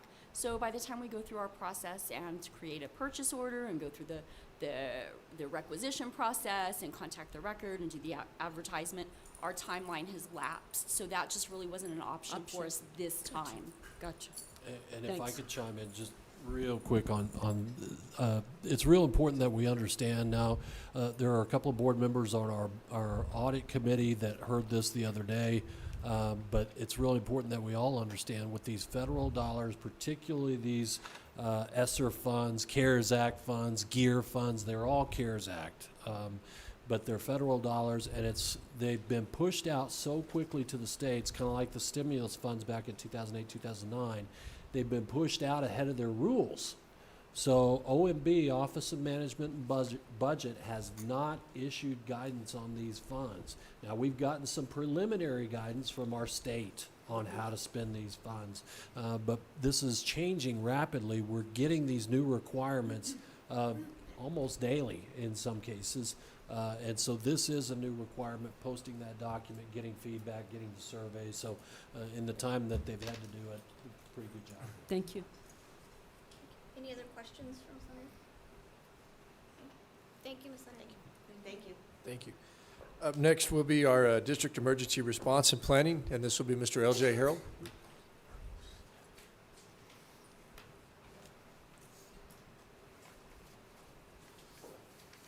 So I'm L.J. Harrell. I'm your Safe School Liaison. It's my job to help you protect these schools. And as far as emergency response and planning, we're doing pretty good. We implemented the Navigate 360 Emergency Management Suite last year. So we had it for half a year. This will be our first full year with it. It stores all of our safety and security documents, and it has a panic button, if you will, inside of it. I can set any of you up with it. I know Mr. Luck gets bombarded on a daily basis, but anytime a school goes into alert, you can get the alert also. It's a tremendous system. We have it set up where police dispatch has it, and off-duty officers have it on their personal cell phones. I have it. Everybody here has it. If a teacher sees something and puts a school into alert, within about 3 seconds, that alert will hit hundreds of individuals and have help coming from every which direction. We're using it right now. We are doing our drills. Every school has to do 4 drills in the first 30 days, and we're doing it right now. So we had 7 today. We got 6 or 7 tomorrow. So she knows too. She gets all the alerts also. And it's going good. This system does tremendous things for us, and it's opened up new avenues that we've never had before. The biggest thing, we teach active shooter in your schools that it's ALICE, and the first thing is the alert. And this gives us an alert system, and very quickly we can get a lot of help coming our way. So here in the next 30 days, there'll be all that. We will meet the state mandate and have it all done. They're all being scheduled right now, and we're looking good. So any questions on any of that? I know you were in one of our drills the other day, so. Yeah, it went very well too, better than I expected. It is a tremendous system. If you guys have never been in it, I'll set you up. The neat things about it is Power School is implemented into it. So when a teacher evacuates on a fire drill, she actually has her class roster and can take roll. If we ever have to reunify and we head to the mall or wherever our second location is, it will take the roster with her, and I can tell you who's at the school and who's at the new site. We can give you up to the minute of how many kids we got and where they are and what's going on. So it's a tremendous system. Anything else? No? We're just ready to get out of here, aren't we? Thanks. Can we get this? I'll ask later. What's up?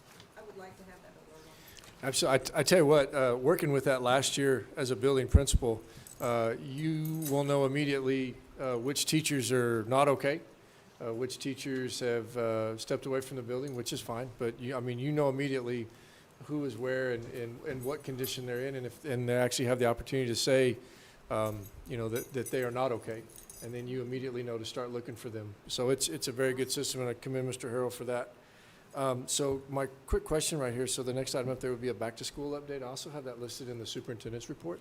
Would you like for me to knock it out now, or you want me to hit it in a minute? Well, we have guest speakers here, so I'd rather Let's go with save the it to the end. And since we You have bet. an agenda with flexibility, I want to see if we can go ahead and do our job fair update so we can get our presenters. That way they can get going as well, because it's almost 8:30.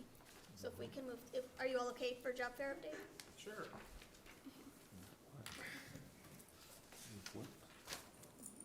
Create a monster with that flexibility thing. Madam President, Superintendent-elect, members of the board, Mrs. Trio apologizes she couldn't be here. She asked me to step in. I'm not quite as eloquent as she is, but I'll go ahead and do my best. I want to go ahead and bring Louis Messels up here. Louis is our recruiter for the district. I want to go ahead and have him talk about the job fair that he put together and he planned here. So go ahead, Louis. Thank you. Madam President, board members, assembled body, I'm glad to be before you tonight. I will be honest with you, the thanks actually goes to our president of the school board and our superintendent, who actually came up with this plan and just asked me to carry it out. So they actually said, think outside the box, let's do things differently. We have a great relationship with the Chamber of Commerce. We had a great job fair. We picked up 5 people, 4 teachers and 1 social worker, some educational assistants.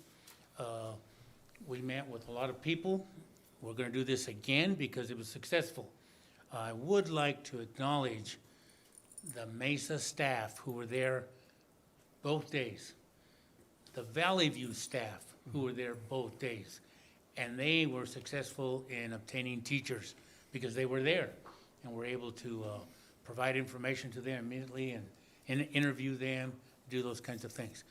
Food service was there the entire time, and the 2 girls from athletics were there. So I wanted to acknowledge all of those who participated.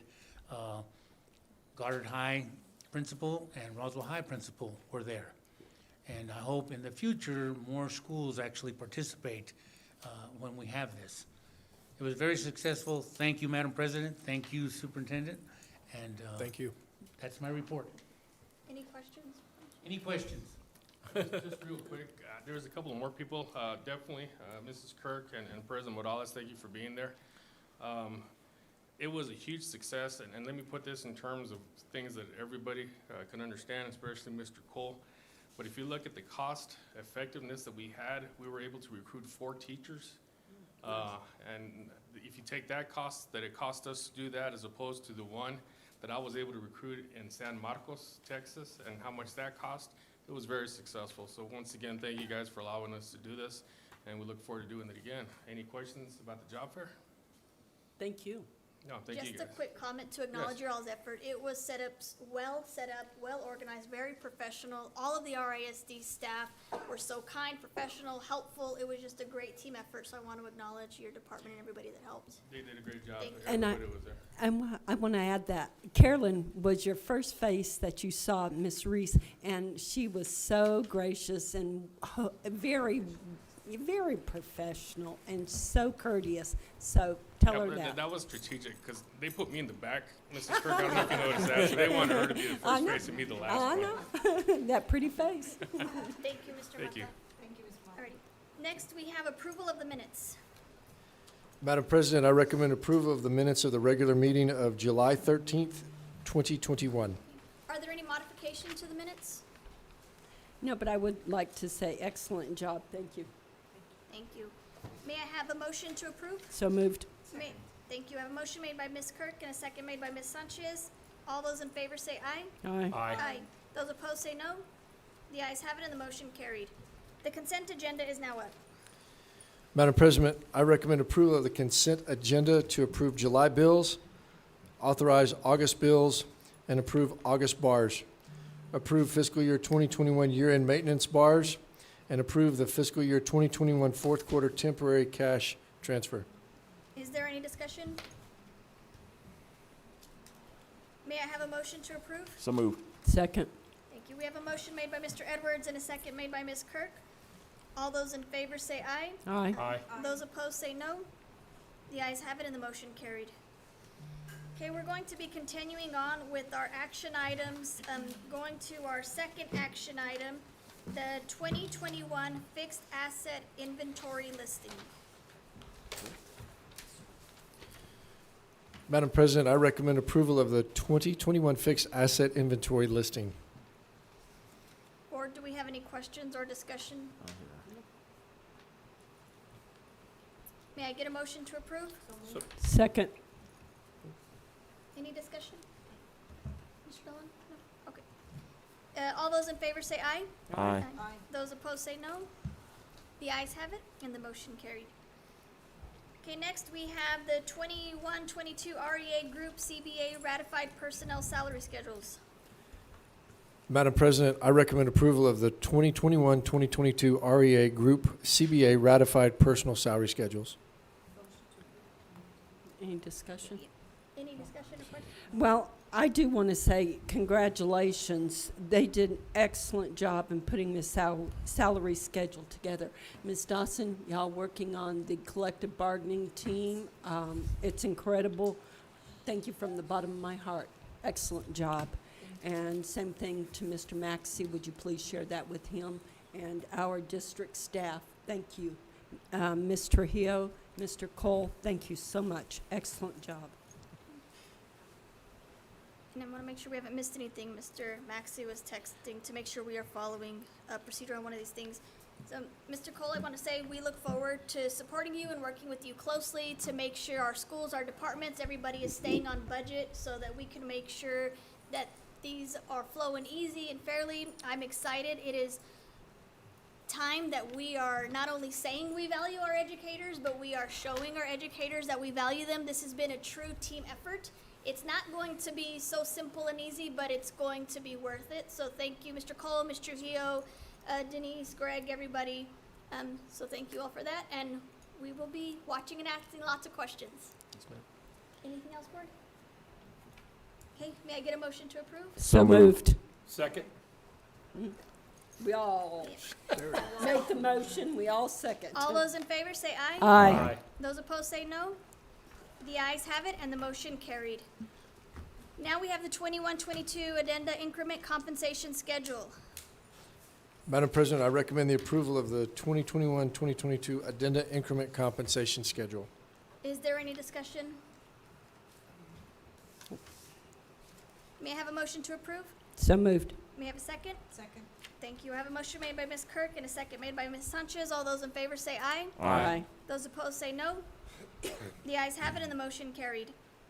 Next, we have B 3400 bid board member compensation and expenses advisory 217, second reading. Madam President, I recommend approval of the B 3400 bid board member compensation and expense advisory 217, second reading.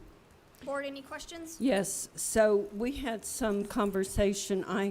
This is one that I have major heartburn over because we've never been compensated before, and this is brand new. So I did ask to table it last time, and so we can get clarification. Ms. Trujillo did get clarification after talking to her. Our legal counsel said that the language was fine, that within the second shall receive, during a single calendar day, they shall receive.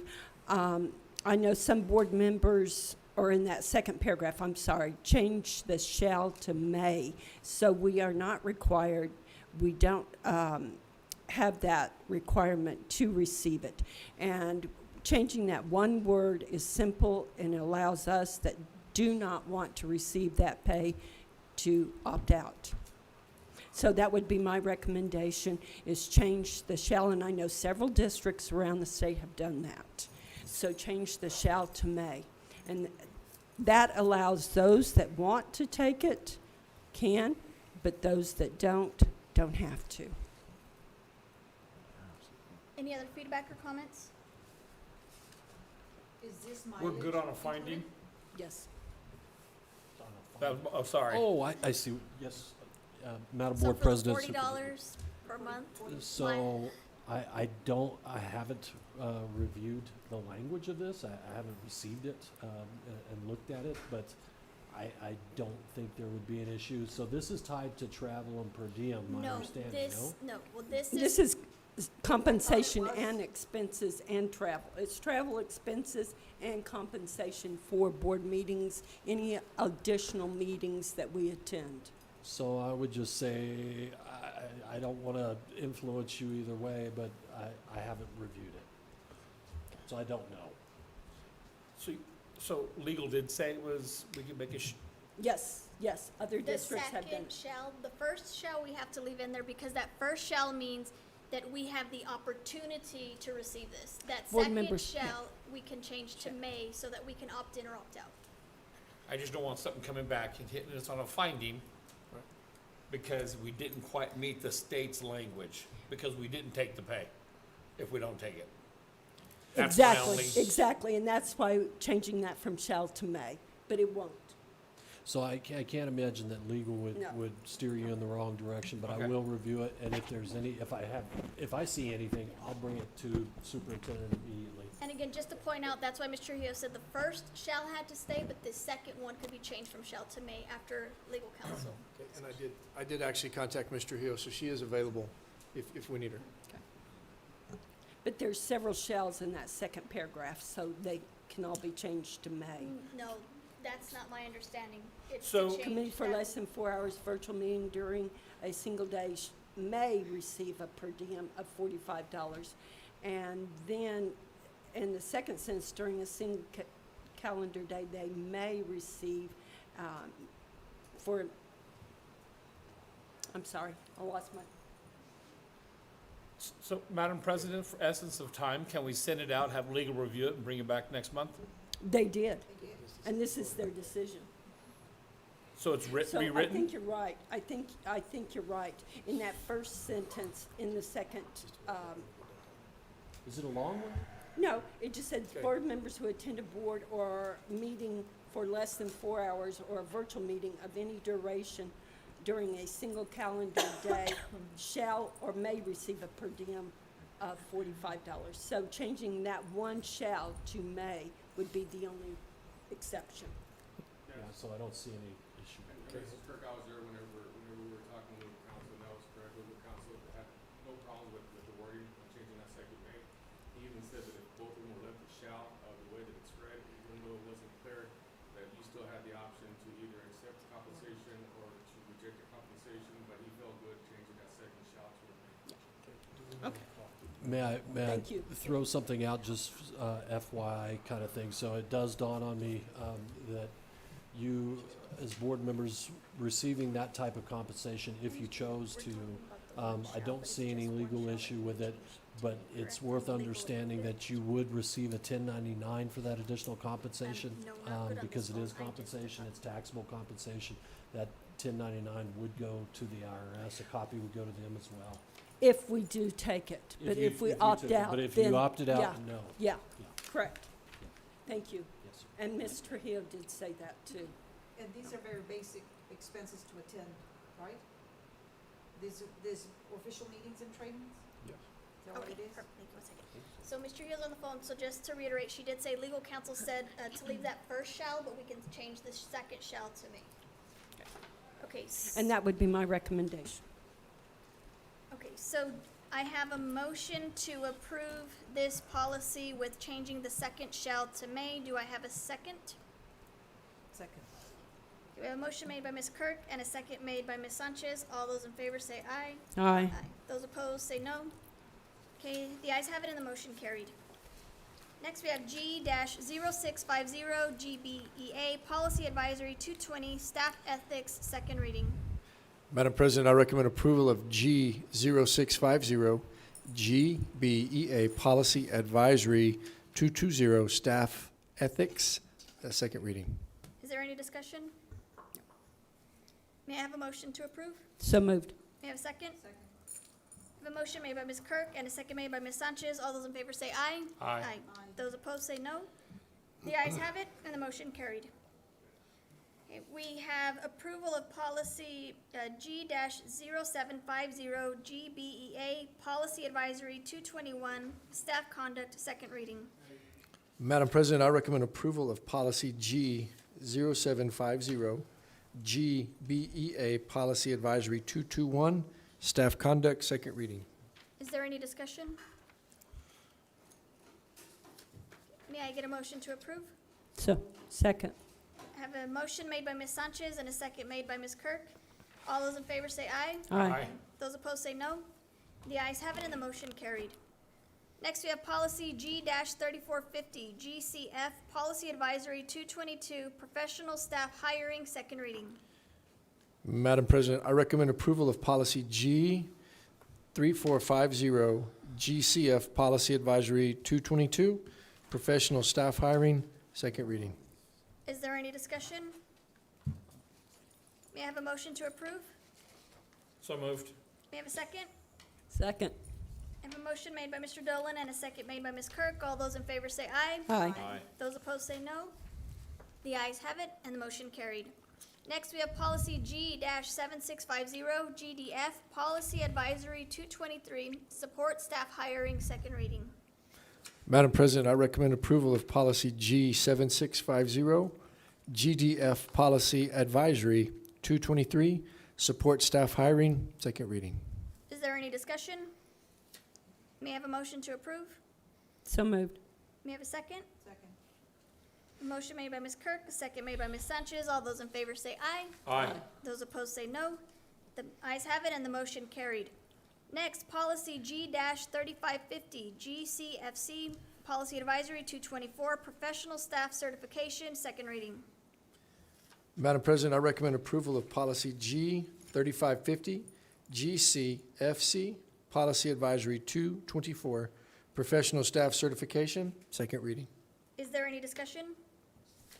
May I have a motion? to So approve? moved. Second. Thank you. I have a motion made by Mr. Dolan and a second made by Ms. Kirk. All those in favor say aye. Aye. Those opposed say no. The ayes have it and the motion carried. Next, policy G-3581 GCFC-E Policy Advisory 224 Professional Staff Certification, second reading. Madam President, I recommend approval of policy G3581 GCFC-E Policy Advisory 224 Professional Staff Certification, second reading. Is there any discussion? May I have a motion to approve? So moved. Second. Thank you. I have a motion made by Mr. Dolan and a second made by Ms. Kirk. All those in favor say aye. Aye. Those opposed say no. The ayes have it and the motion carried. Next, policy G-7700 GDFA Policy Advisory 225 Support Staff Certification Fingerprinting, second reading. Madam President, I recommend approval of policy G7700 GDFA Policy Advisory 225 Support Staff Certification Fingerprinting, second reading. Is there any discussion? May I have a motion to approve? Thank you. Second. I have a motion by Ms. Sanchez, a second by Mr. Dolan. All those in favor say aye. Aye. Those opposed say no. The ayes have it and the motion carried. Next, policy G-7731 GDFA-E Policy Advisory 225 Support Staff Certification, second reading. Madam President, I recommend approval of policy G7731 GDFA-E Policy Advisory 225 Support Staff Certification, second reading. Is there any discussion? May I have a motion to approve? So moved. May I have a Second. Thank you. All those in favor say aye. Aye. Those opposed say no. The ayes have it and the motion carried. Next, policy G-6100, CGQF, Policy Advisory 226, Discipline Suspension, Professional Staff Member, second reading. Madam President, I recommend approval of policy G 6100, CGQF, Policy Advisory 226, Discipline Suspension, Professional Staff Members, second reading. Is there any discussion? May I have a motion to approve? So moved. Second. Motion by Ms. Sanchez, second by Mr. Dolan. All those in favor say aye. Aye. Those opposed say no.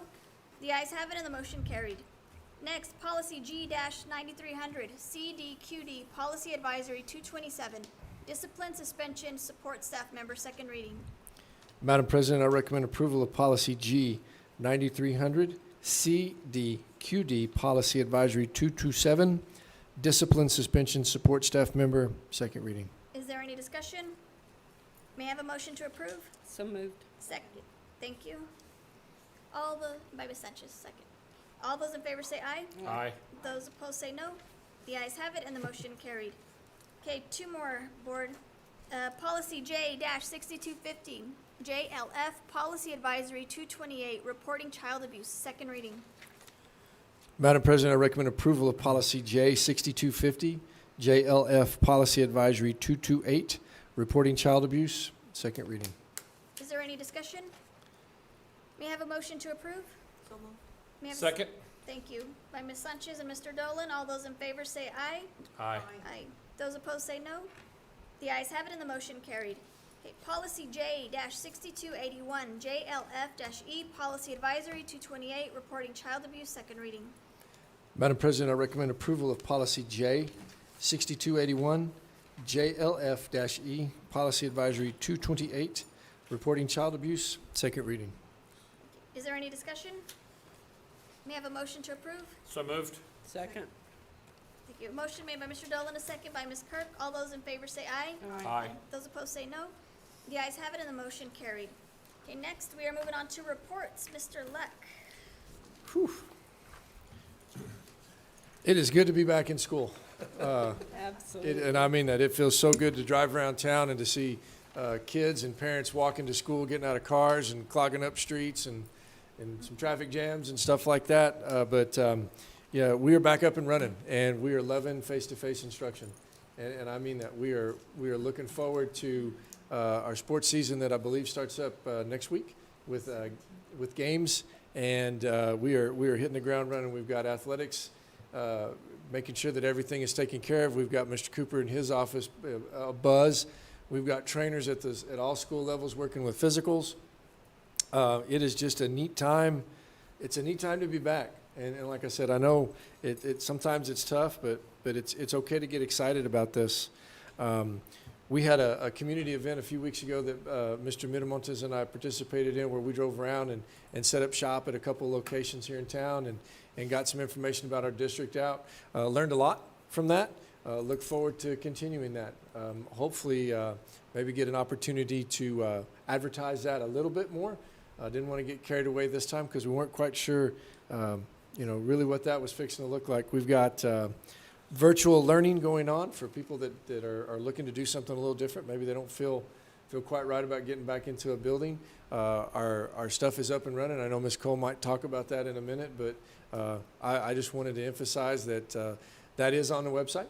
That is available should somebody choose to do that. But we're obviously looking for them to get back face to face and get in front of everybody. I've hit every school, and I knew we had a lot of schools in the district. I knew where they were, but I didn't quite realize how long that took. And everybody wants to show you something, and man, that is so neat. It really is. It's like I said, it just makes you feel good to get out and have people genuinely enjoy being where they're at, and that's not lost on me. So we are up and running. We've got lots of trainings coming up. We've got lots of hopefully first. We've got a group of seniors that hopefully will get a senior year this year, and like I said, we're looking forward to continuing keeping the ball rolling forward, and we're just very fortunate and very happy that we've got that opportunity. We'll kick it over now to Mr. Cole for year-to-date expenditure report and updates. Mr. Luck? Oh, yes, ma'am. Can I ask a quick question? You bet. enrollment numbers looking like? You know what? Right now, they're about where we projected them at. It fluctuates right now in that first 10 days. You remember from when you were in the classroom?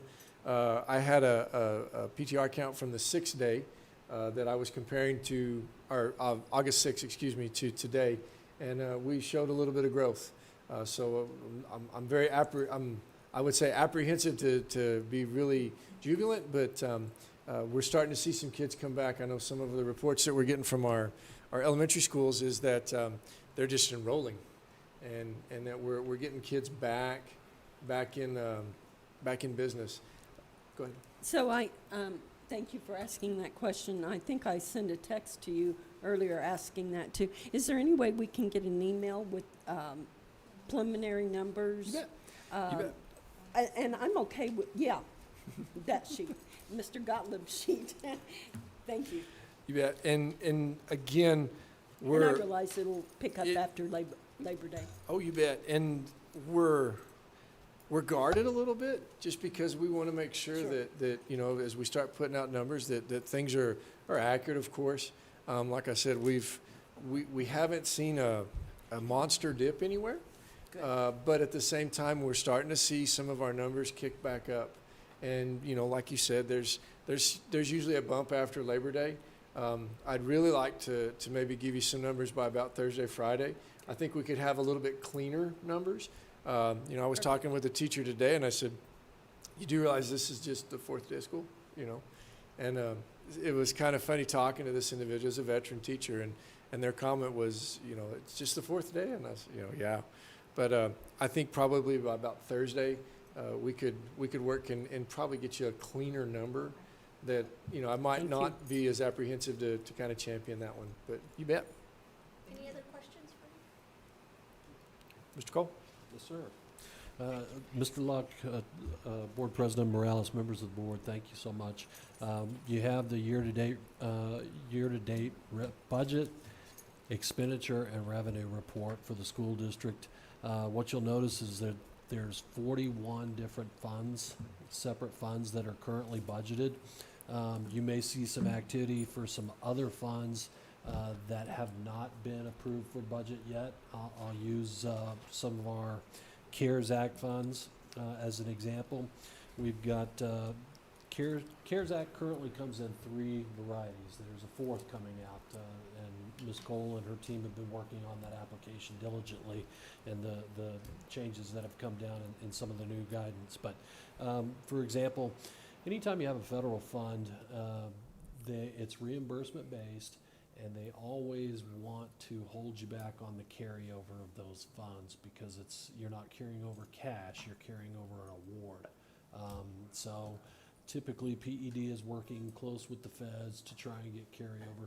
So at any point, at any rate, 24301 is your CARES Act ESSER funds. That was one of the first ones that came out last year. We put it in budget. We had some encumbrances, which are purchase orders that haven't been made expenditures because we haven't either received the goods or services and paid the bill or something along those lines. But we've got a PO out there that encumbers it. So that encumbers the money, and then say you roll into the new fiscal year and you've still got that encumbrance out there. So that's what you'll see on that one. We're waiting on the authorization to carry over those funds from prior year. I would expect those would come out before May, which is what typically happens with federal funds from PED. So I would hope certainly that with ESSER funds, that's the case. I can tell you with the ESSER 2 and those funds, the bigger chunk of change, if you will, that we've been authorized to put in the entire amount, the entire award amount. So I'm looking at that, and I'm seeing some encumbrances from prior year, and we need to get some budget in there for that particular one. So if you're looking at that and wondering, how come there's no budget but there's activity in that one, that's why. Looking at everything else, I don't see anything that stands out to me. We've got a month of activity essentially, the month of July on there, and I would entertain any questions with regard to our year-to-date expenditures. Any And with that, if there are no questions, I would just, again, compliment Mr. Luck and Jeremy Sanchez in going to PSCOC. I think it's important to note that Mesa construction funds were awarded to the school district.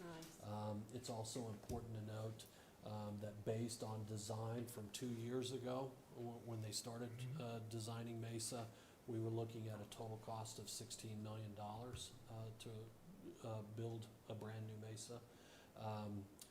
At this point, we are looking, and we all are aware, and so is PSFA and PSCOC, that market prices for lumber and building materials have gone through the roof exorbitantly. So that cost has gone up. That new total is $22 million, roughly, and could change either direction. We hope it goes down slightly. But $22 million, the state has matched us. We're awarded. We're shooting for construction to start Labor Day. So that's great news, and thank you to Mr. Luck and Mr. Sanchez. Thank you. Awesome. At this time, Mr. Mata, if you could kind of, Anything else you want to do you have anything else you wanted to add to that? Do you guys have any questions? For which one? For the recruiting? I will add that Mr. Messes is looking at doing this within the next couple of months, and to try to target more the substitutes, the teaching subs, the custodial subs, the kitchen staff subs. So that's gonna be the focus on the next teacher fair, I think.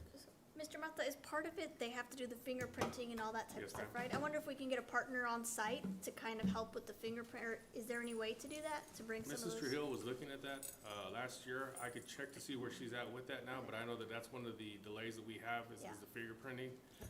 We were trying to get that on site to help expedite that, but I'll definitely take a look and I'll let you guys know where we're at with that process. Thank you. Yes, ma'am.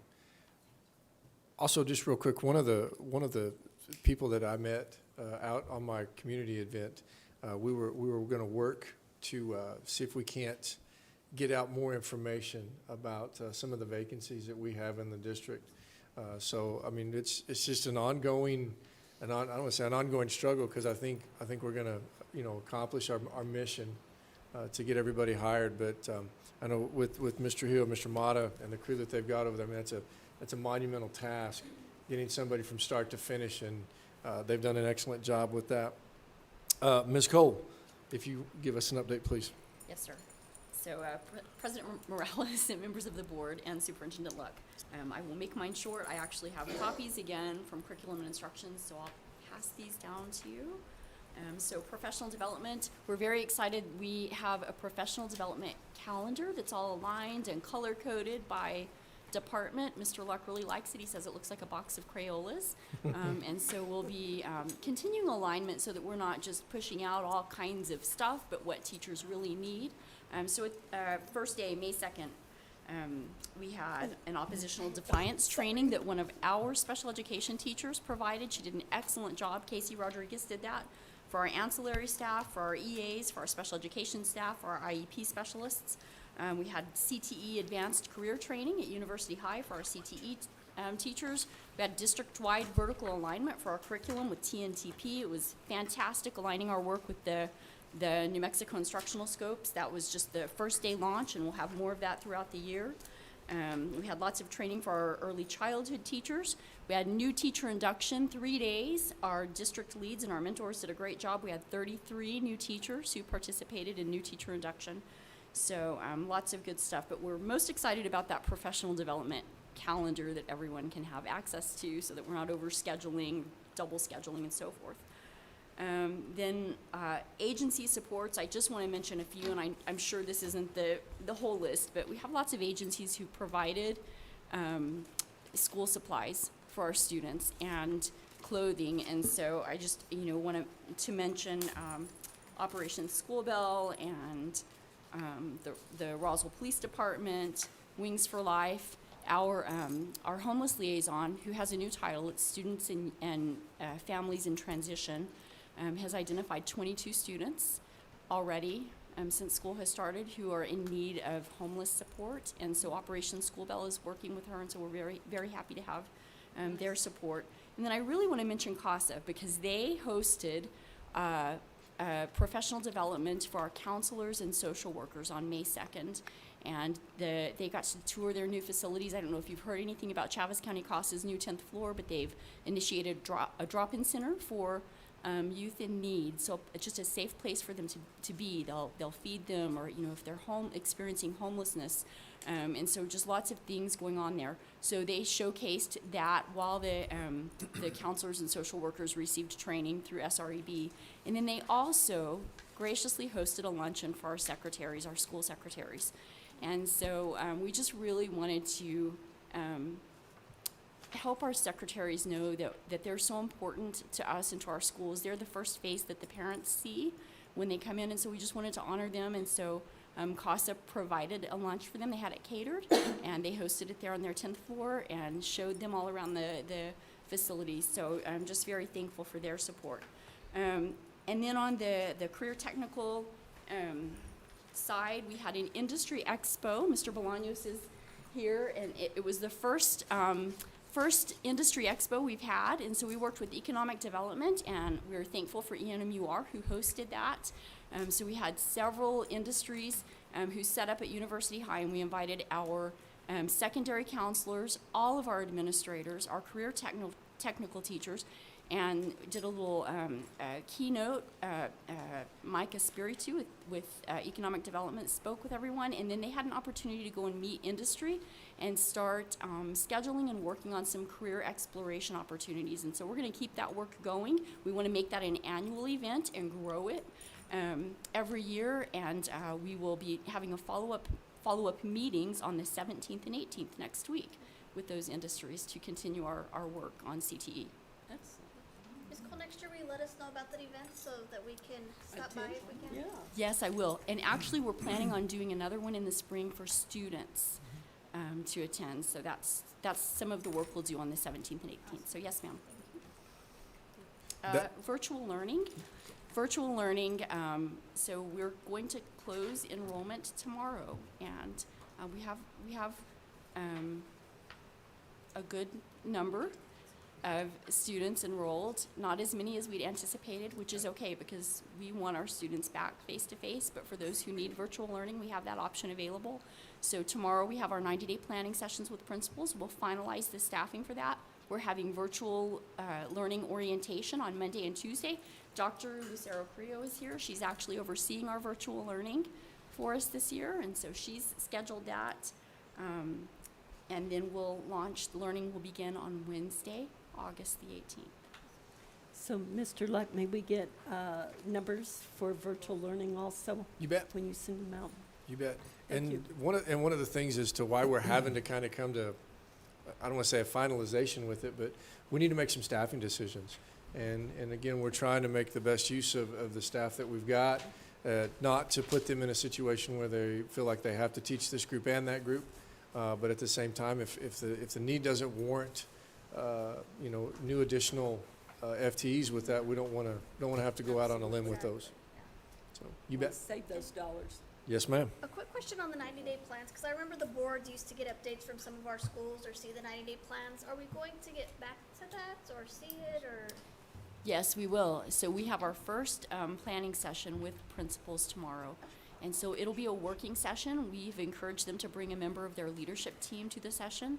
And they will finalize their plan on August the 13th, Friday, and we'll submit that. That'll be our first round, and then we'll do 30-day check-ins. So yes, ma'am, we will do that.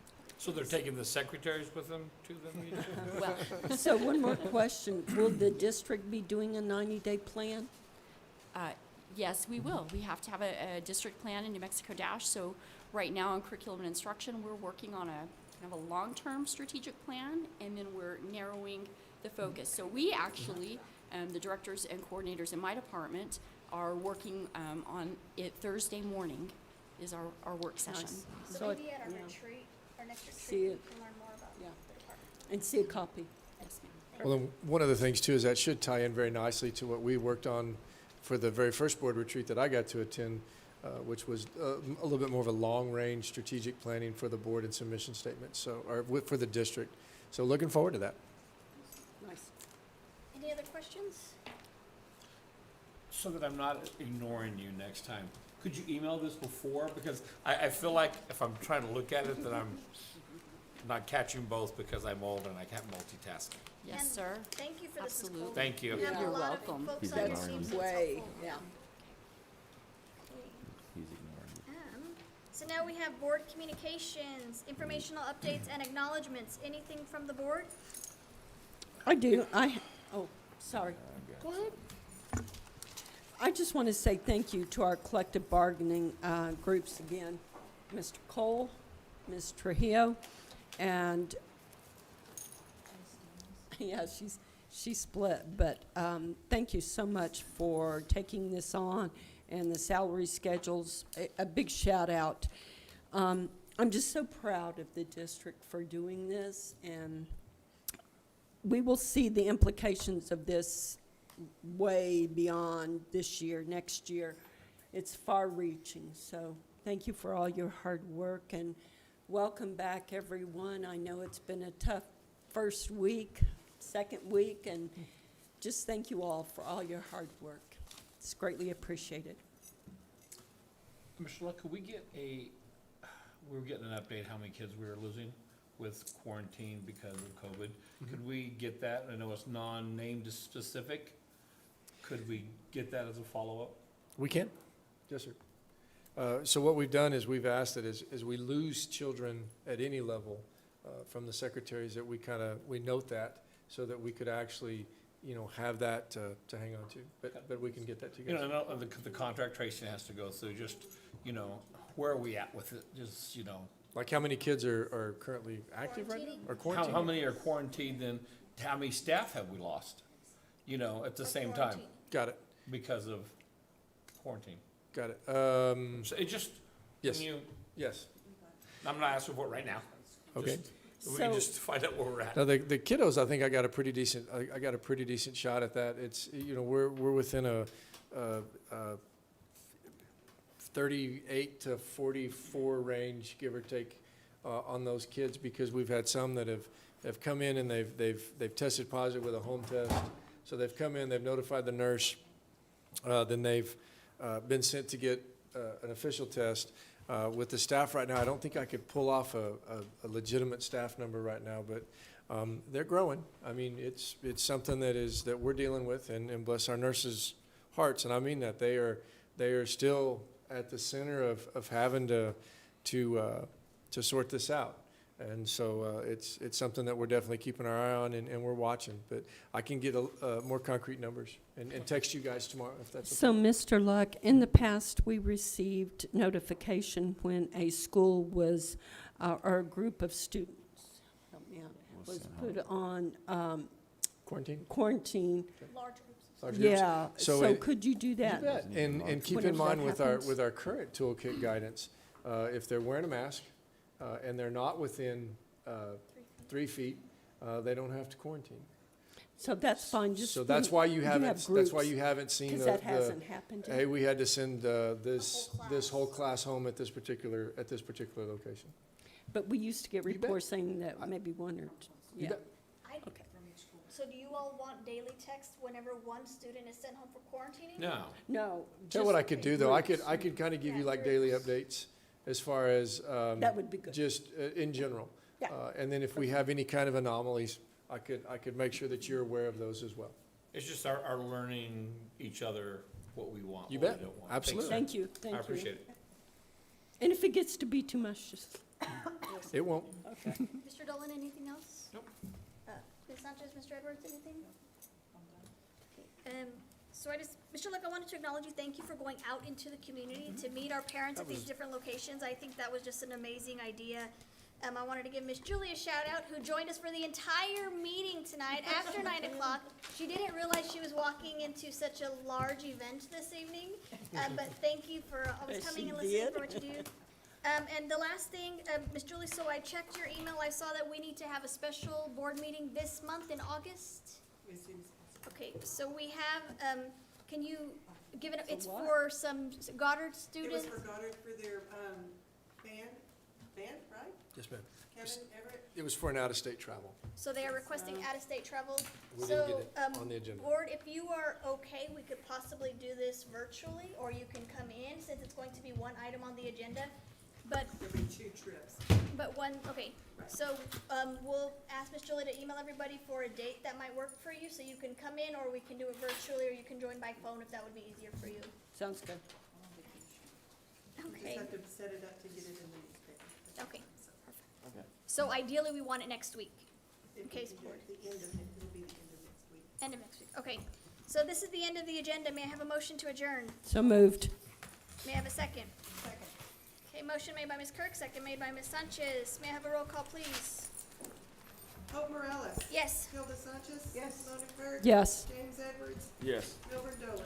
Yes. Okay, and our meeting